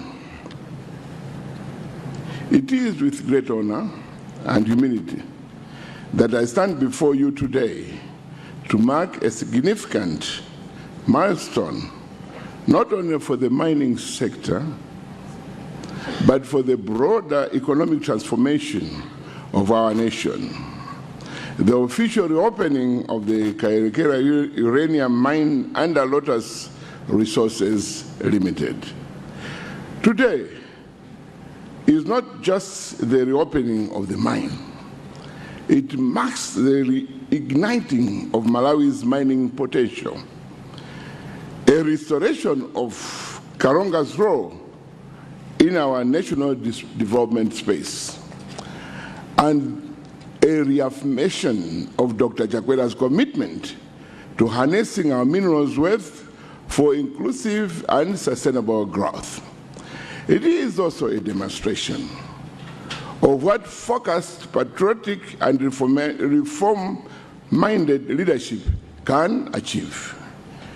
This mine, with its long and complex history, holds a unique place in Malawi's economic story.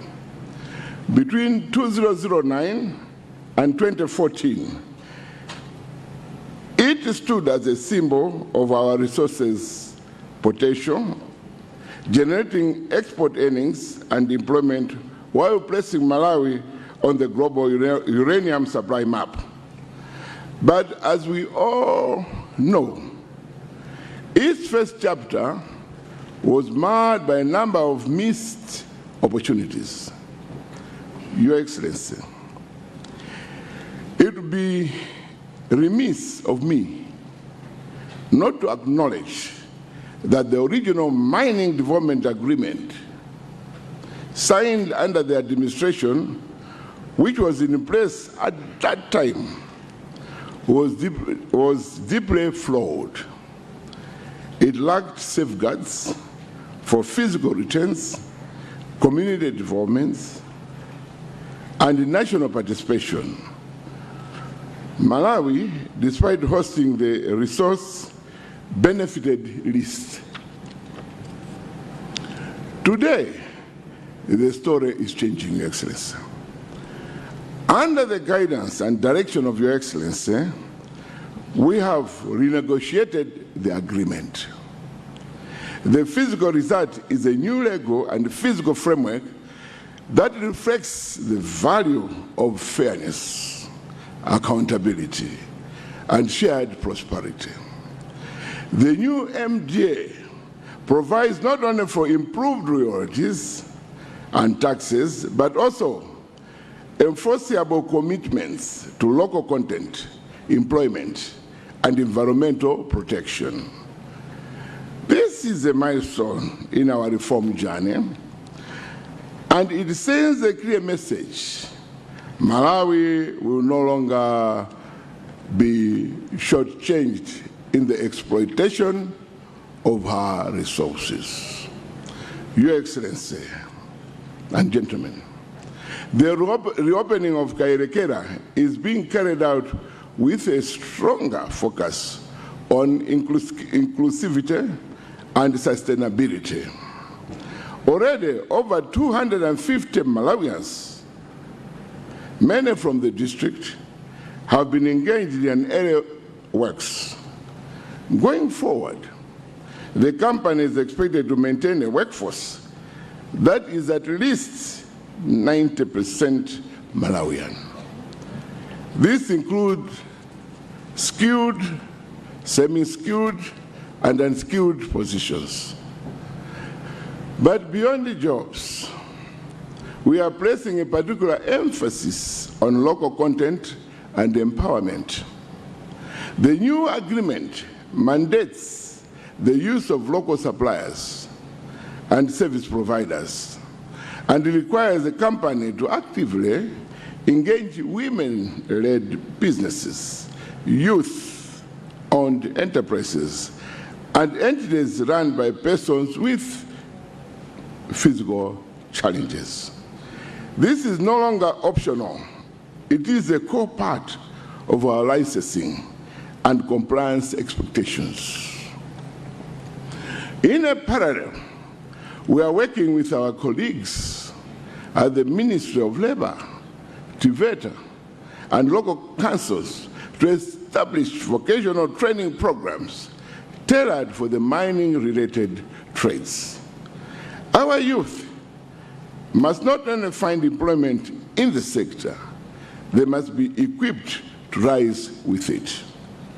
Your Excellency, distinguished guests, another important pillar of this project is the CDA.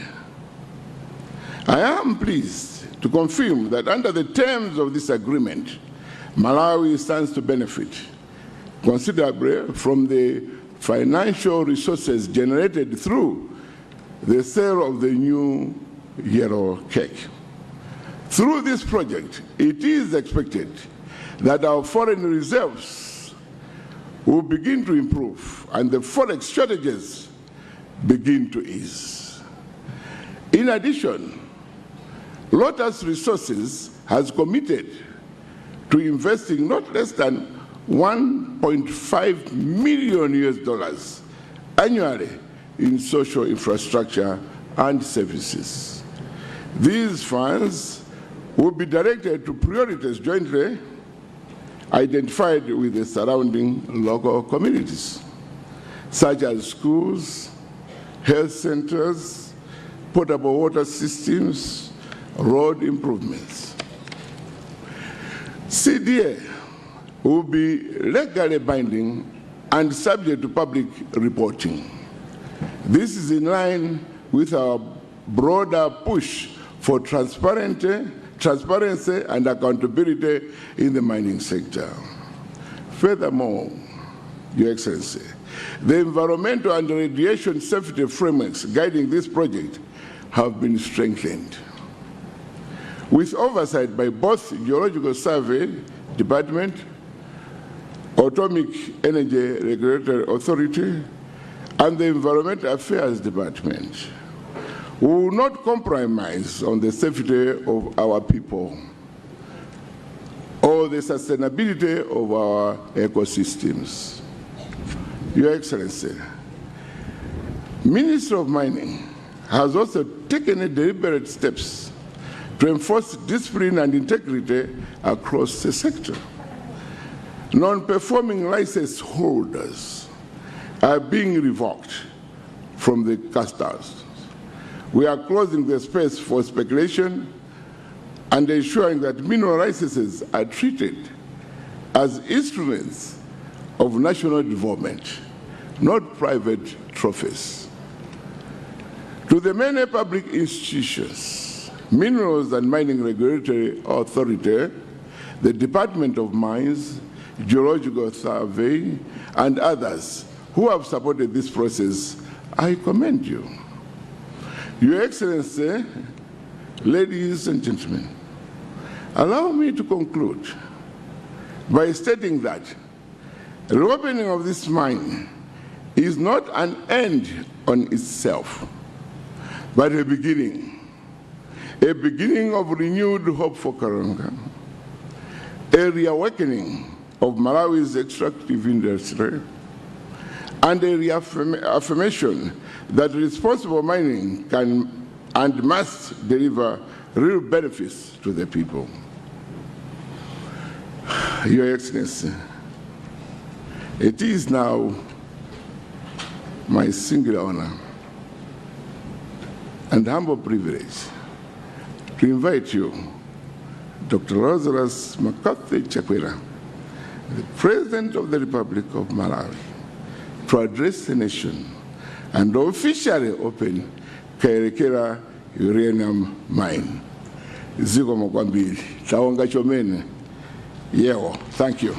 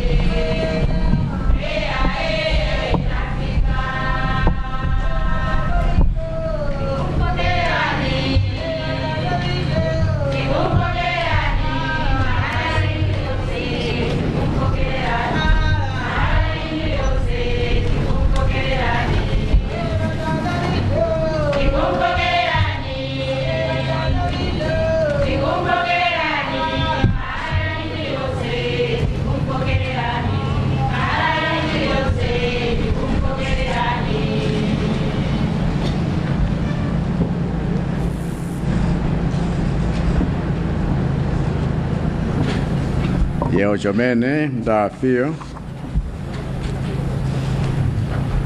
Honorable Dr. Kenzi Karonga, Minister of Mining, all cabinet ministers here present, Mr. Mike Da Costa, Chief Operating Officer, Management and Staff of Lotus Resources Limited, Mr. Samuel Sakuta, Director General,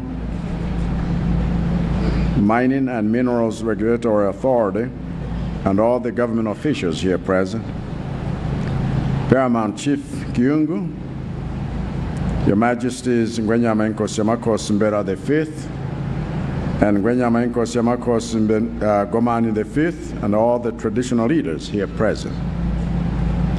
Honorable Kezim Sukwa, Regional Chairman of the Malawi Congress Party for the North-North region, and all regional committee members here present. The Reverend Thaddeus Kanyinji, officiating clergy, and all the religious leaders here present.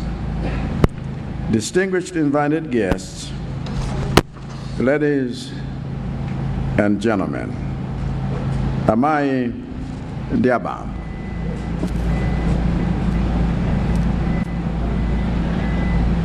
Akulu akale anati chibwana chimalanda ndipo zoti mgodi huu wa uranium unapezeka ku Malawi, koma phindu lake kumbali otukula dziko osaoneka chidali chibwana chachikulu. Zoti mgodi huu ena ankaloledwa kumangotenga chuma chathu nkumapita nacho kunja, dziko lathu nkumalandira zinyenyeswa zokha, chidali chibwana chachikulu.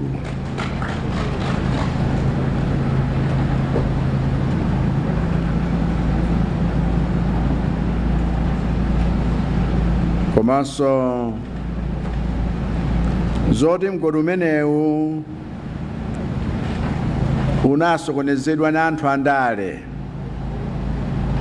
mpaka kufika potsekedwa, chidali chibwana chachikulu. Chibwana choterechi chimene chimatilanda mwayi wopeza forex kudzera mgodi umenewu. chibwana choterechi chimene chinatilanda mwayi olemba achinyamata ntchito pa mgodi umeneyo.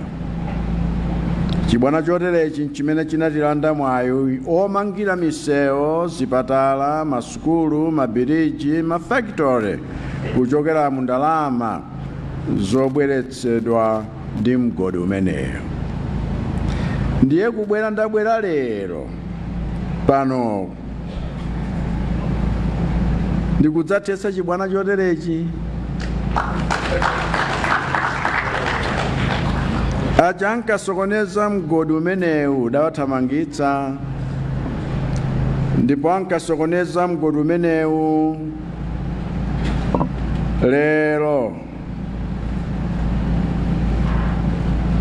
sabwera, itabwera ndife ndi kampani yatsopano yomwe dzina lake ndi Lotus Resources, kampani yozitsata komanso yosunga malamulo. Mwaona mmene alankhulira pano. Izi sizikanatheka tikanapanda kusintha kayendetsedwe ka ntchito za migodi mdziko muno. Mwinatu ena simukudziwa zomwe tasintha mu mining sector kuti tithetse chibwana chomwe chimachitika m'mbuyomu. Chifukwa paja mdziko muno muli anthu ena oganiza mopotoka omwe amaona ngati zomwe iwo alibe nazo chidwi kuti azione ndiye kuti sizikuchitika. Amvekere misewu sikumangidwa mdziko muno, ayitu. Vuto ndi inuyo mnatseka maso anu kuti misewu yomwe tikumangayi mukhale ngati simukuyiona. Ena amvekere mbomamu ndalama zikungobedwa, ayi. Vuto ndi inuyo amene mnatseka maso anu kuti muone mmene tinatsekera mitaji yomwe amabera anthu ndalama m'mbuyomu. Ndipo zikanakhala zoona kuti ndalama zikungobedwa, mukanamatchula dzina amene mwamuona akubayo ndi ndalama zimene wabazo. Mwachuluka tubodza mdziko muno chifukwa cha anthu osafuna kutsekula maso kuti aone zenizeni zomwe zikuchitika.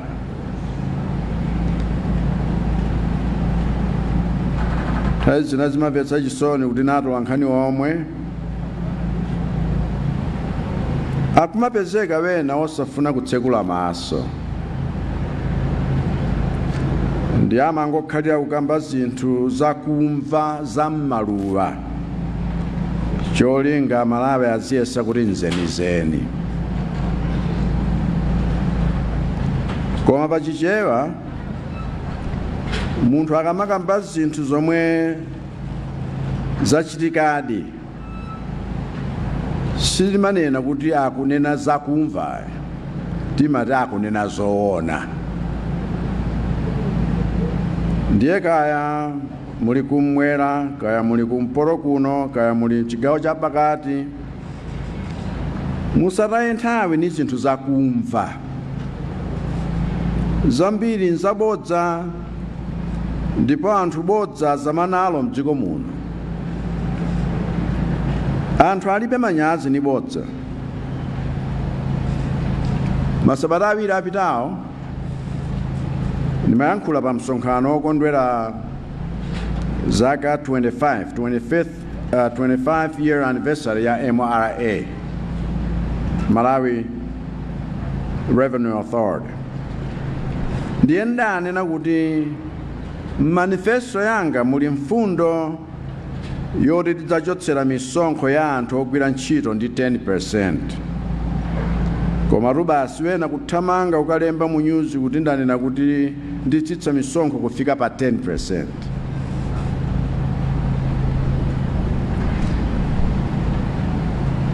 Ndiye ngati vuto lakumva kapena kugontha mkhutu sindidziwa,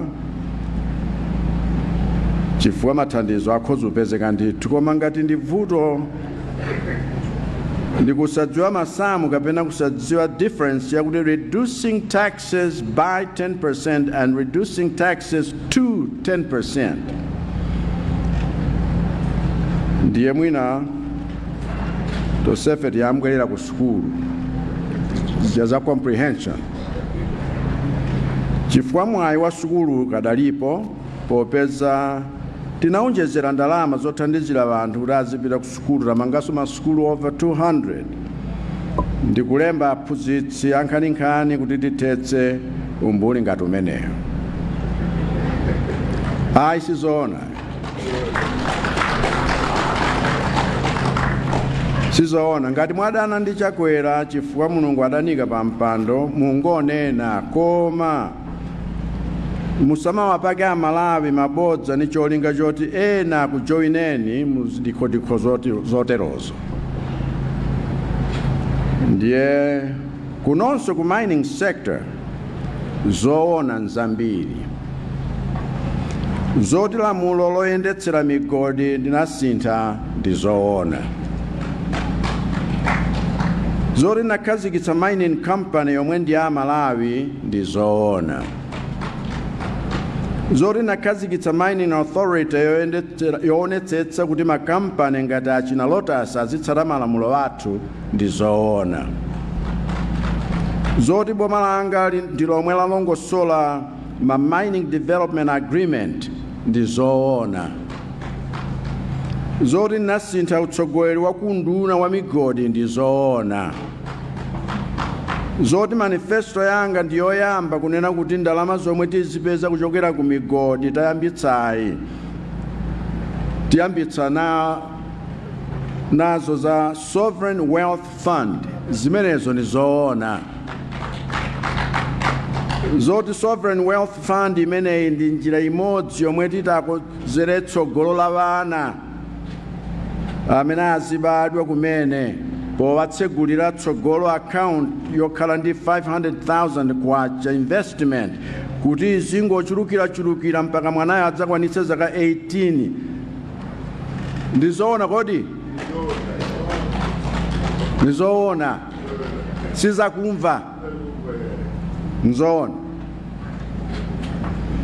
Ndiye ndikuthokozeni anduna ndi timu yanu, komanso ndikuthokozeni inu Lotus Resources pogwira ntchito mwamsanga kuti tsiku la lero litheke, komanso sikuti mukatere muyambe ulesi tsopano, mukadali ntchito chachikulu kuno kuzilembedwa ntchito a Malawi, kuno ukalonga tioneko zitukuko za corporate social responsibility zikomo chifukwa cha kusainira na CDA ije, kuno kukhale chitetezo chokhwima kuti chumachi chisamangotuluka pa boda mozemba, kuno kusalowerera ndale kuno. Ndiye ino mining musayambe kugona, mwayamba bwino, koma ife tikufuna tione umozithere, tikufuna izizi zithere mzitukuko za Malawi, tikufuna izizi zithere mutsogolo account ya ana ku Malawi, tikufuna zithere mchisangalalo cha Malawi. Pamene Malawi amanisankha kukhala president adadzala mtengo wa chitukuko, ndipo mtengowo ndauthirira kwa zaka 5 pokhazikitsa zitukuko ngati zimenezi. Komano zomwe Amalawi akufuna mu second term yanga ndi zipatso za mtengo umeneyo, ndipo cholinga changa posankha Honorable Vitumbiko Mumba kuti akhale vice president ndi choti achukumitse mitengo yonse imene tathirira mzaka 5 izi kuti Amalawi adye nazo zipatso zake mpaka na zaka 5 zina zikubwerazi. Ni mawu amenewa ndikulengeza kutsekulidwanso kwa Kayelekera Uranium Mine, ndipo Ambuye akudalitseni nonse. Chiuta mtumbikeni Mose, yeo chomene dafio. Zikomo.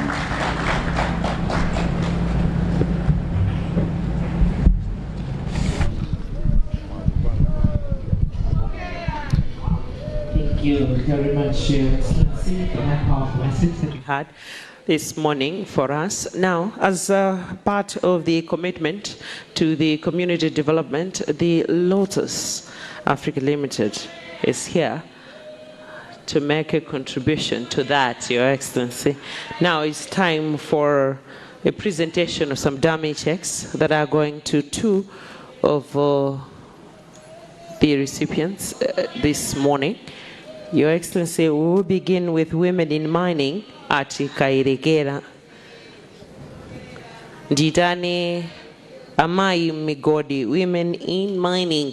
Bwerani kutsogolo mudzalandire cheke chanu ngati njira imodzi kampani imene ya Lotus Africa kupereka ndithu kwa inu.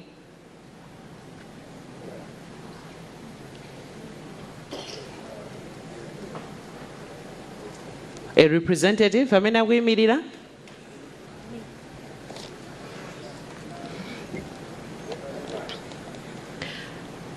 Amayi amene ali mntchito ya migodi m'manja mwawo amene akulandira ndiyitanenso Karonga Football Club. Karonga Football Club. Aha, amayi migodi, amayi mntchito ya migodi 10 million kwacha imeneyo. A big hand, ladies and gentlemen. A representative for Karonga Football Club, please come forward and join His Excellency and Lotus Africa Limited, the podium there, to receive your check of 20 million kwacha. A big hand, ladies and gentlemen. A representative from Karonga Football Club, alipo akuyimirira. Zikomo kwambiri, takuthokozani. Aha.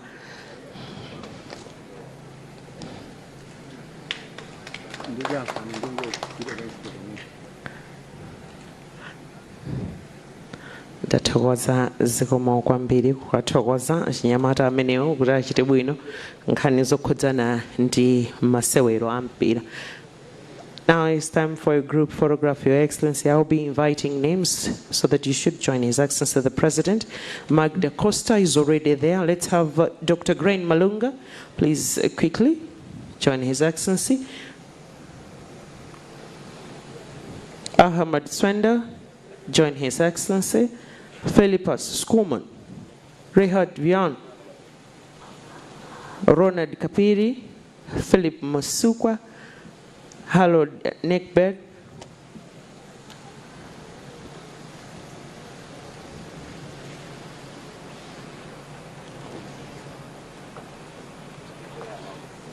all right, let's have that.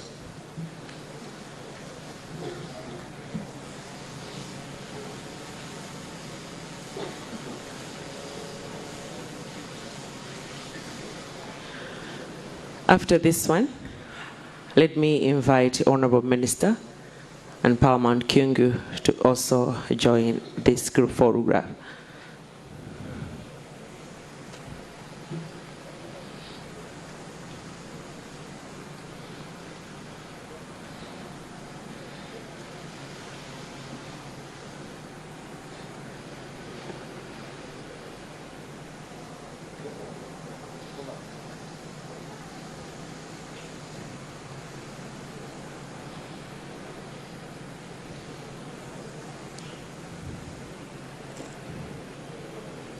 We're good.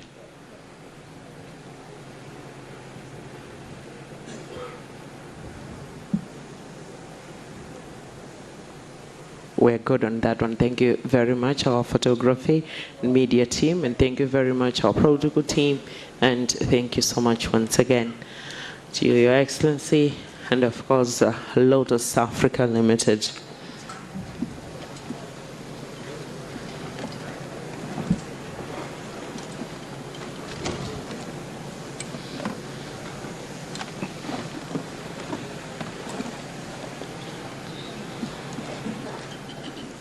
Olemekezeka President abaso ndi pantsiriziro pa programu imeneyi imene inakhazikitsidwa kummawa kuno kuti inu mudzatsegulire ntchito imeneyi yakuyambanso kwa mgodi umenewu wa Kayelekera kuno ku Karonga. Tathokoza kwambiri chifukwa cha ntchito yabwino yomwe mwagwira kuno komanso mawu amene mwatisiyira ngati dziko kupita chitsogolo kuti tikuyenera kupindula mu ntchito imeneyi ya mgodi wa Kayelekera ngati dziko. Thank you very much, Your Excellency, for coming. It was really an honor to have you here preside over the inauguration of Kayelekera uranium mine here. And also a big thank you to Lotus Africa Limited for making things happen here today in Karonga.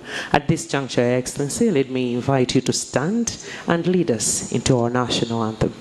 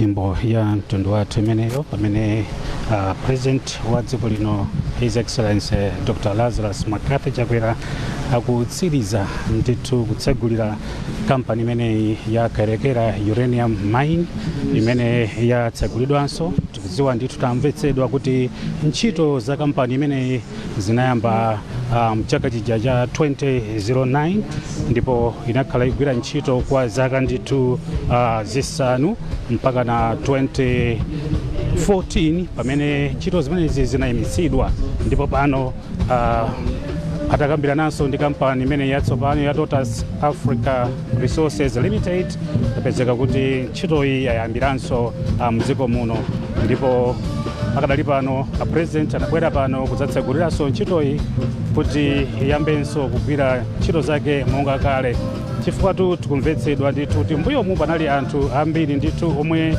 amapindula komano phindu lake pena silimaoneka bwinobwino chifukwa panali mavuto osiyanasiyana amene analipo nthawi imeneyi. Ndiye pano akuti aonekanso nkhani imeneyo akambirananso bwinobwino kuti ntchito zimenezi ziyambenso kuyenda bwino.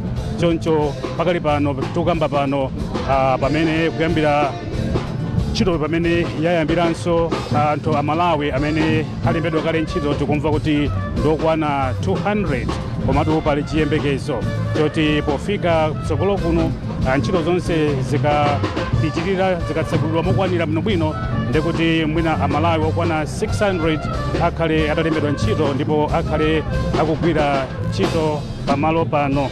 Tamvaso kuti pofuna kuteteza Malawi ene nthaka kampani imene ya Lotus Africa Resources Limited inasayina mgwirizano umene yakutchula Community Development Agreement ndi anthu akuno motsogozedwa ndi Paramount Chief Kiungu komanso mabungwe ena osiyanasiyana amene ali kuno mchigawo chakumpoto makamaka amene amakhudzidwa ndi ntchito za migodi, kuti pakadali pano pakhale kumvana kwenikweni kuti ntchito imene iyambenso kuyenda bwino mokomera anthu akuno komanso kukomera dziko lino la Malawi. Ndiye tikumvetsedwa ndithu kuti ntchitoyi pakadali pano a Lotus ali ndi 85% makamaka zimenezi zikukhuza ntchito ngati equipment ndi zina pomwe boma la Malawi ili ndi 15% mu mgwirizano umenewo. pakadali pano ndicheze ndi mtolankhani wathu Chimwemwe Mirulu amene Chimwemwe unali kutsatira bwino zomwe zinali kuchitika pano. Tamvapo mkulu wa kampani imeneyi akulankhulaponso pa kutsegulidwa kwa kampani imeneyi. Mwina utatolapo ziti makamakapo zokuti amayankhula mchingerezi anthu ena ambiri amene akutitsatira pakadali pano afuna kudziwa kuti kodi kampani yadzipereka bwanji kuti kampani ya Lotus kapenanso Kayelekera Uranium Mine iyendenso bwino kupita mtsogolo.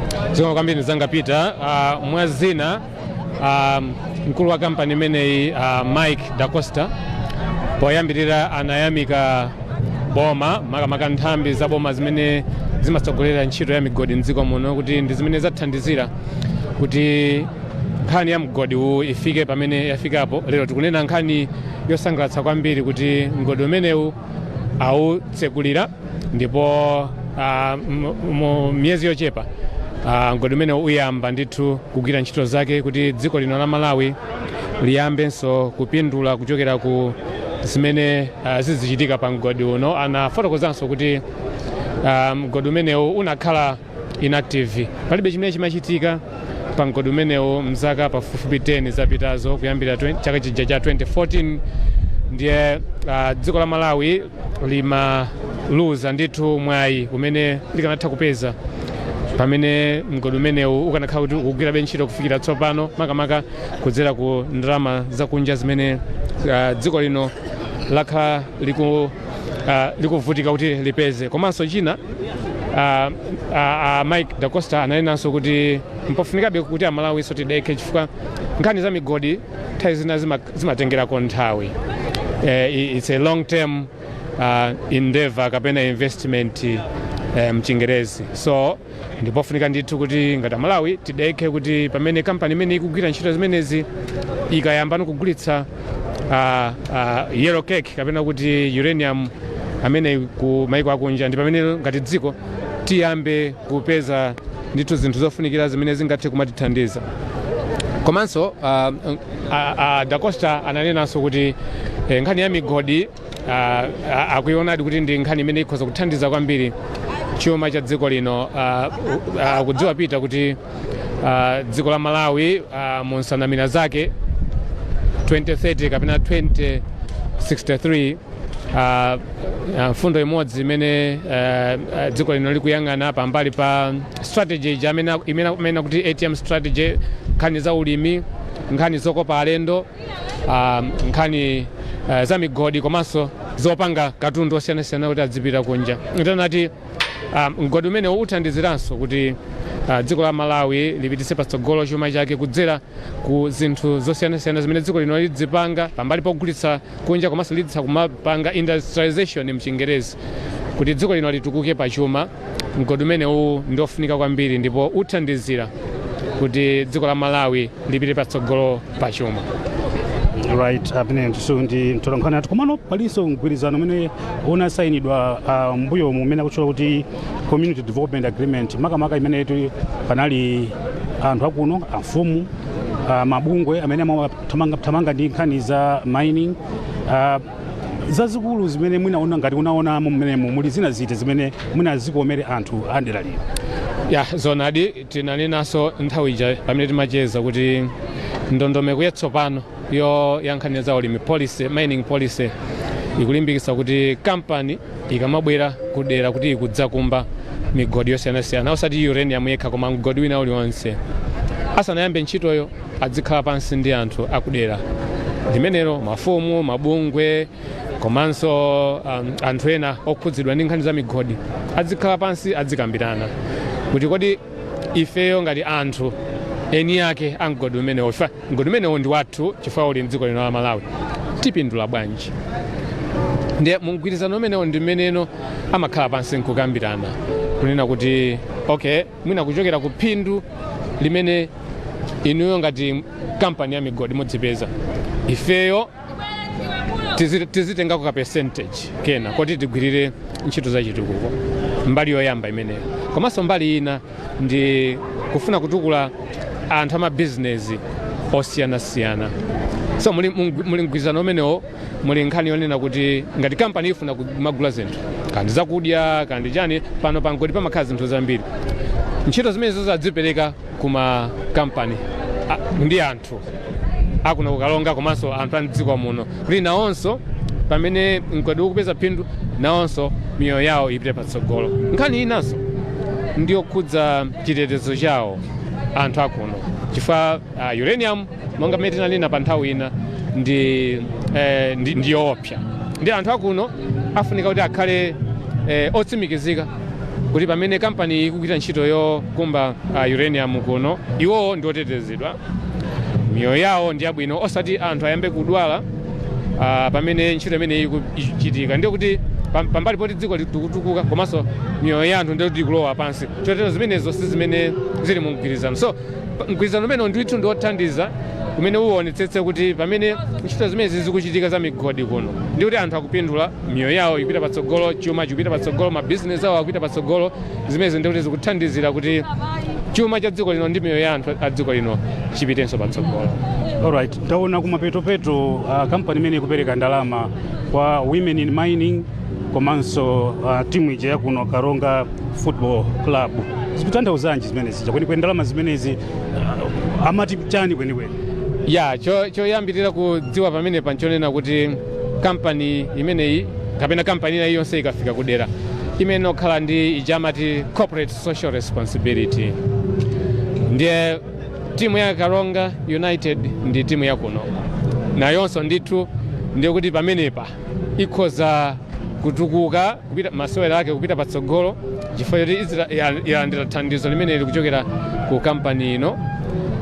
Tidziwa kuti mwina ndi kampani yakambirana kuti ndalama zimenezi 20 million kwacha mwina azipereka motani ku timu iyi, kuti timu iyi imene nthawi zina imapanga struggle pa nkhani ya zachuma ikhoze mwina kumayenda bwino. Komanso nkhani ya azimayi kwa nthawi yayitali akhala akuponderezedwa, komanso azimayi ambiri amene ali mu nkhani ya migodi sizimaoneka kuti amapeza phindu lokwanira. So mwina iyi ndi njira imodzi yowalimbikitsa amayi kuti iwonso ali ndi kuthekera kuti miyoyo yawo ikhoza kupita patsogolo kupyolera mu thandizo limene kampani imeneyi yapereka. Kuno ku Karonga kuli migodi yosiyanasiyana, kunoko kuli coal amene makampani osiyanasiyana amakumba ndi miyala ina ya mtengo wapatali. Ndiye mmene monso muli amayi amene akugwira ntchito imeneyi ya migodi. Ndiye popeza boma likuyikaso chidwi chotukula miyoyo ya amayi mdziko muno, anaona kampani iso inaona kufunikira kuti amayiwa athandizeko ndi ndalama zoti apite patsogolo. Nthawi zina umalephera kuchita zinthu chifukwa choti capacity yako kapena kuti kuthekera kuti upange zinthu zina ulibe. Ndi chuma ndi imakhaso limiting factor, ngati ulibe ndalama zokwanira zoti ugwirire ntchito mwina kuti ugule zipangizo zogwirira ntchito zimavuta. Ndiye chikhulupiriro chathu nchoti ndalama zimenezi zidzathandiza amayi amene akugwira ntchito za migodi mdziko muno kuti miyoyo yawo ipite patsogolo, mabizinesi awo apite patsogolo. Zikomo kwambiri Chimwemwe. Amene ito ndi Chimwemwe Mirulu, tolankhani wathu amene tili naye kuno. Chonchotu kufika pamene tilero kuti kampani imene yakayelekera uranium mine yakhazikitsidwa ndi mtsogoleri wa dziko lino His Excellency Dr. Lazarus Makathe Chakwera, amenenso pochoka pano akhale akugwiranso ntchito zina ndi misonkhano yoyimayima yokopa anthu pamene dziko lino likupita kuchisankho mwezi wa Mawa.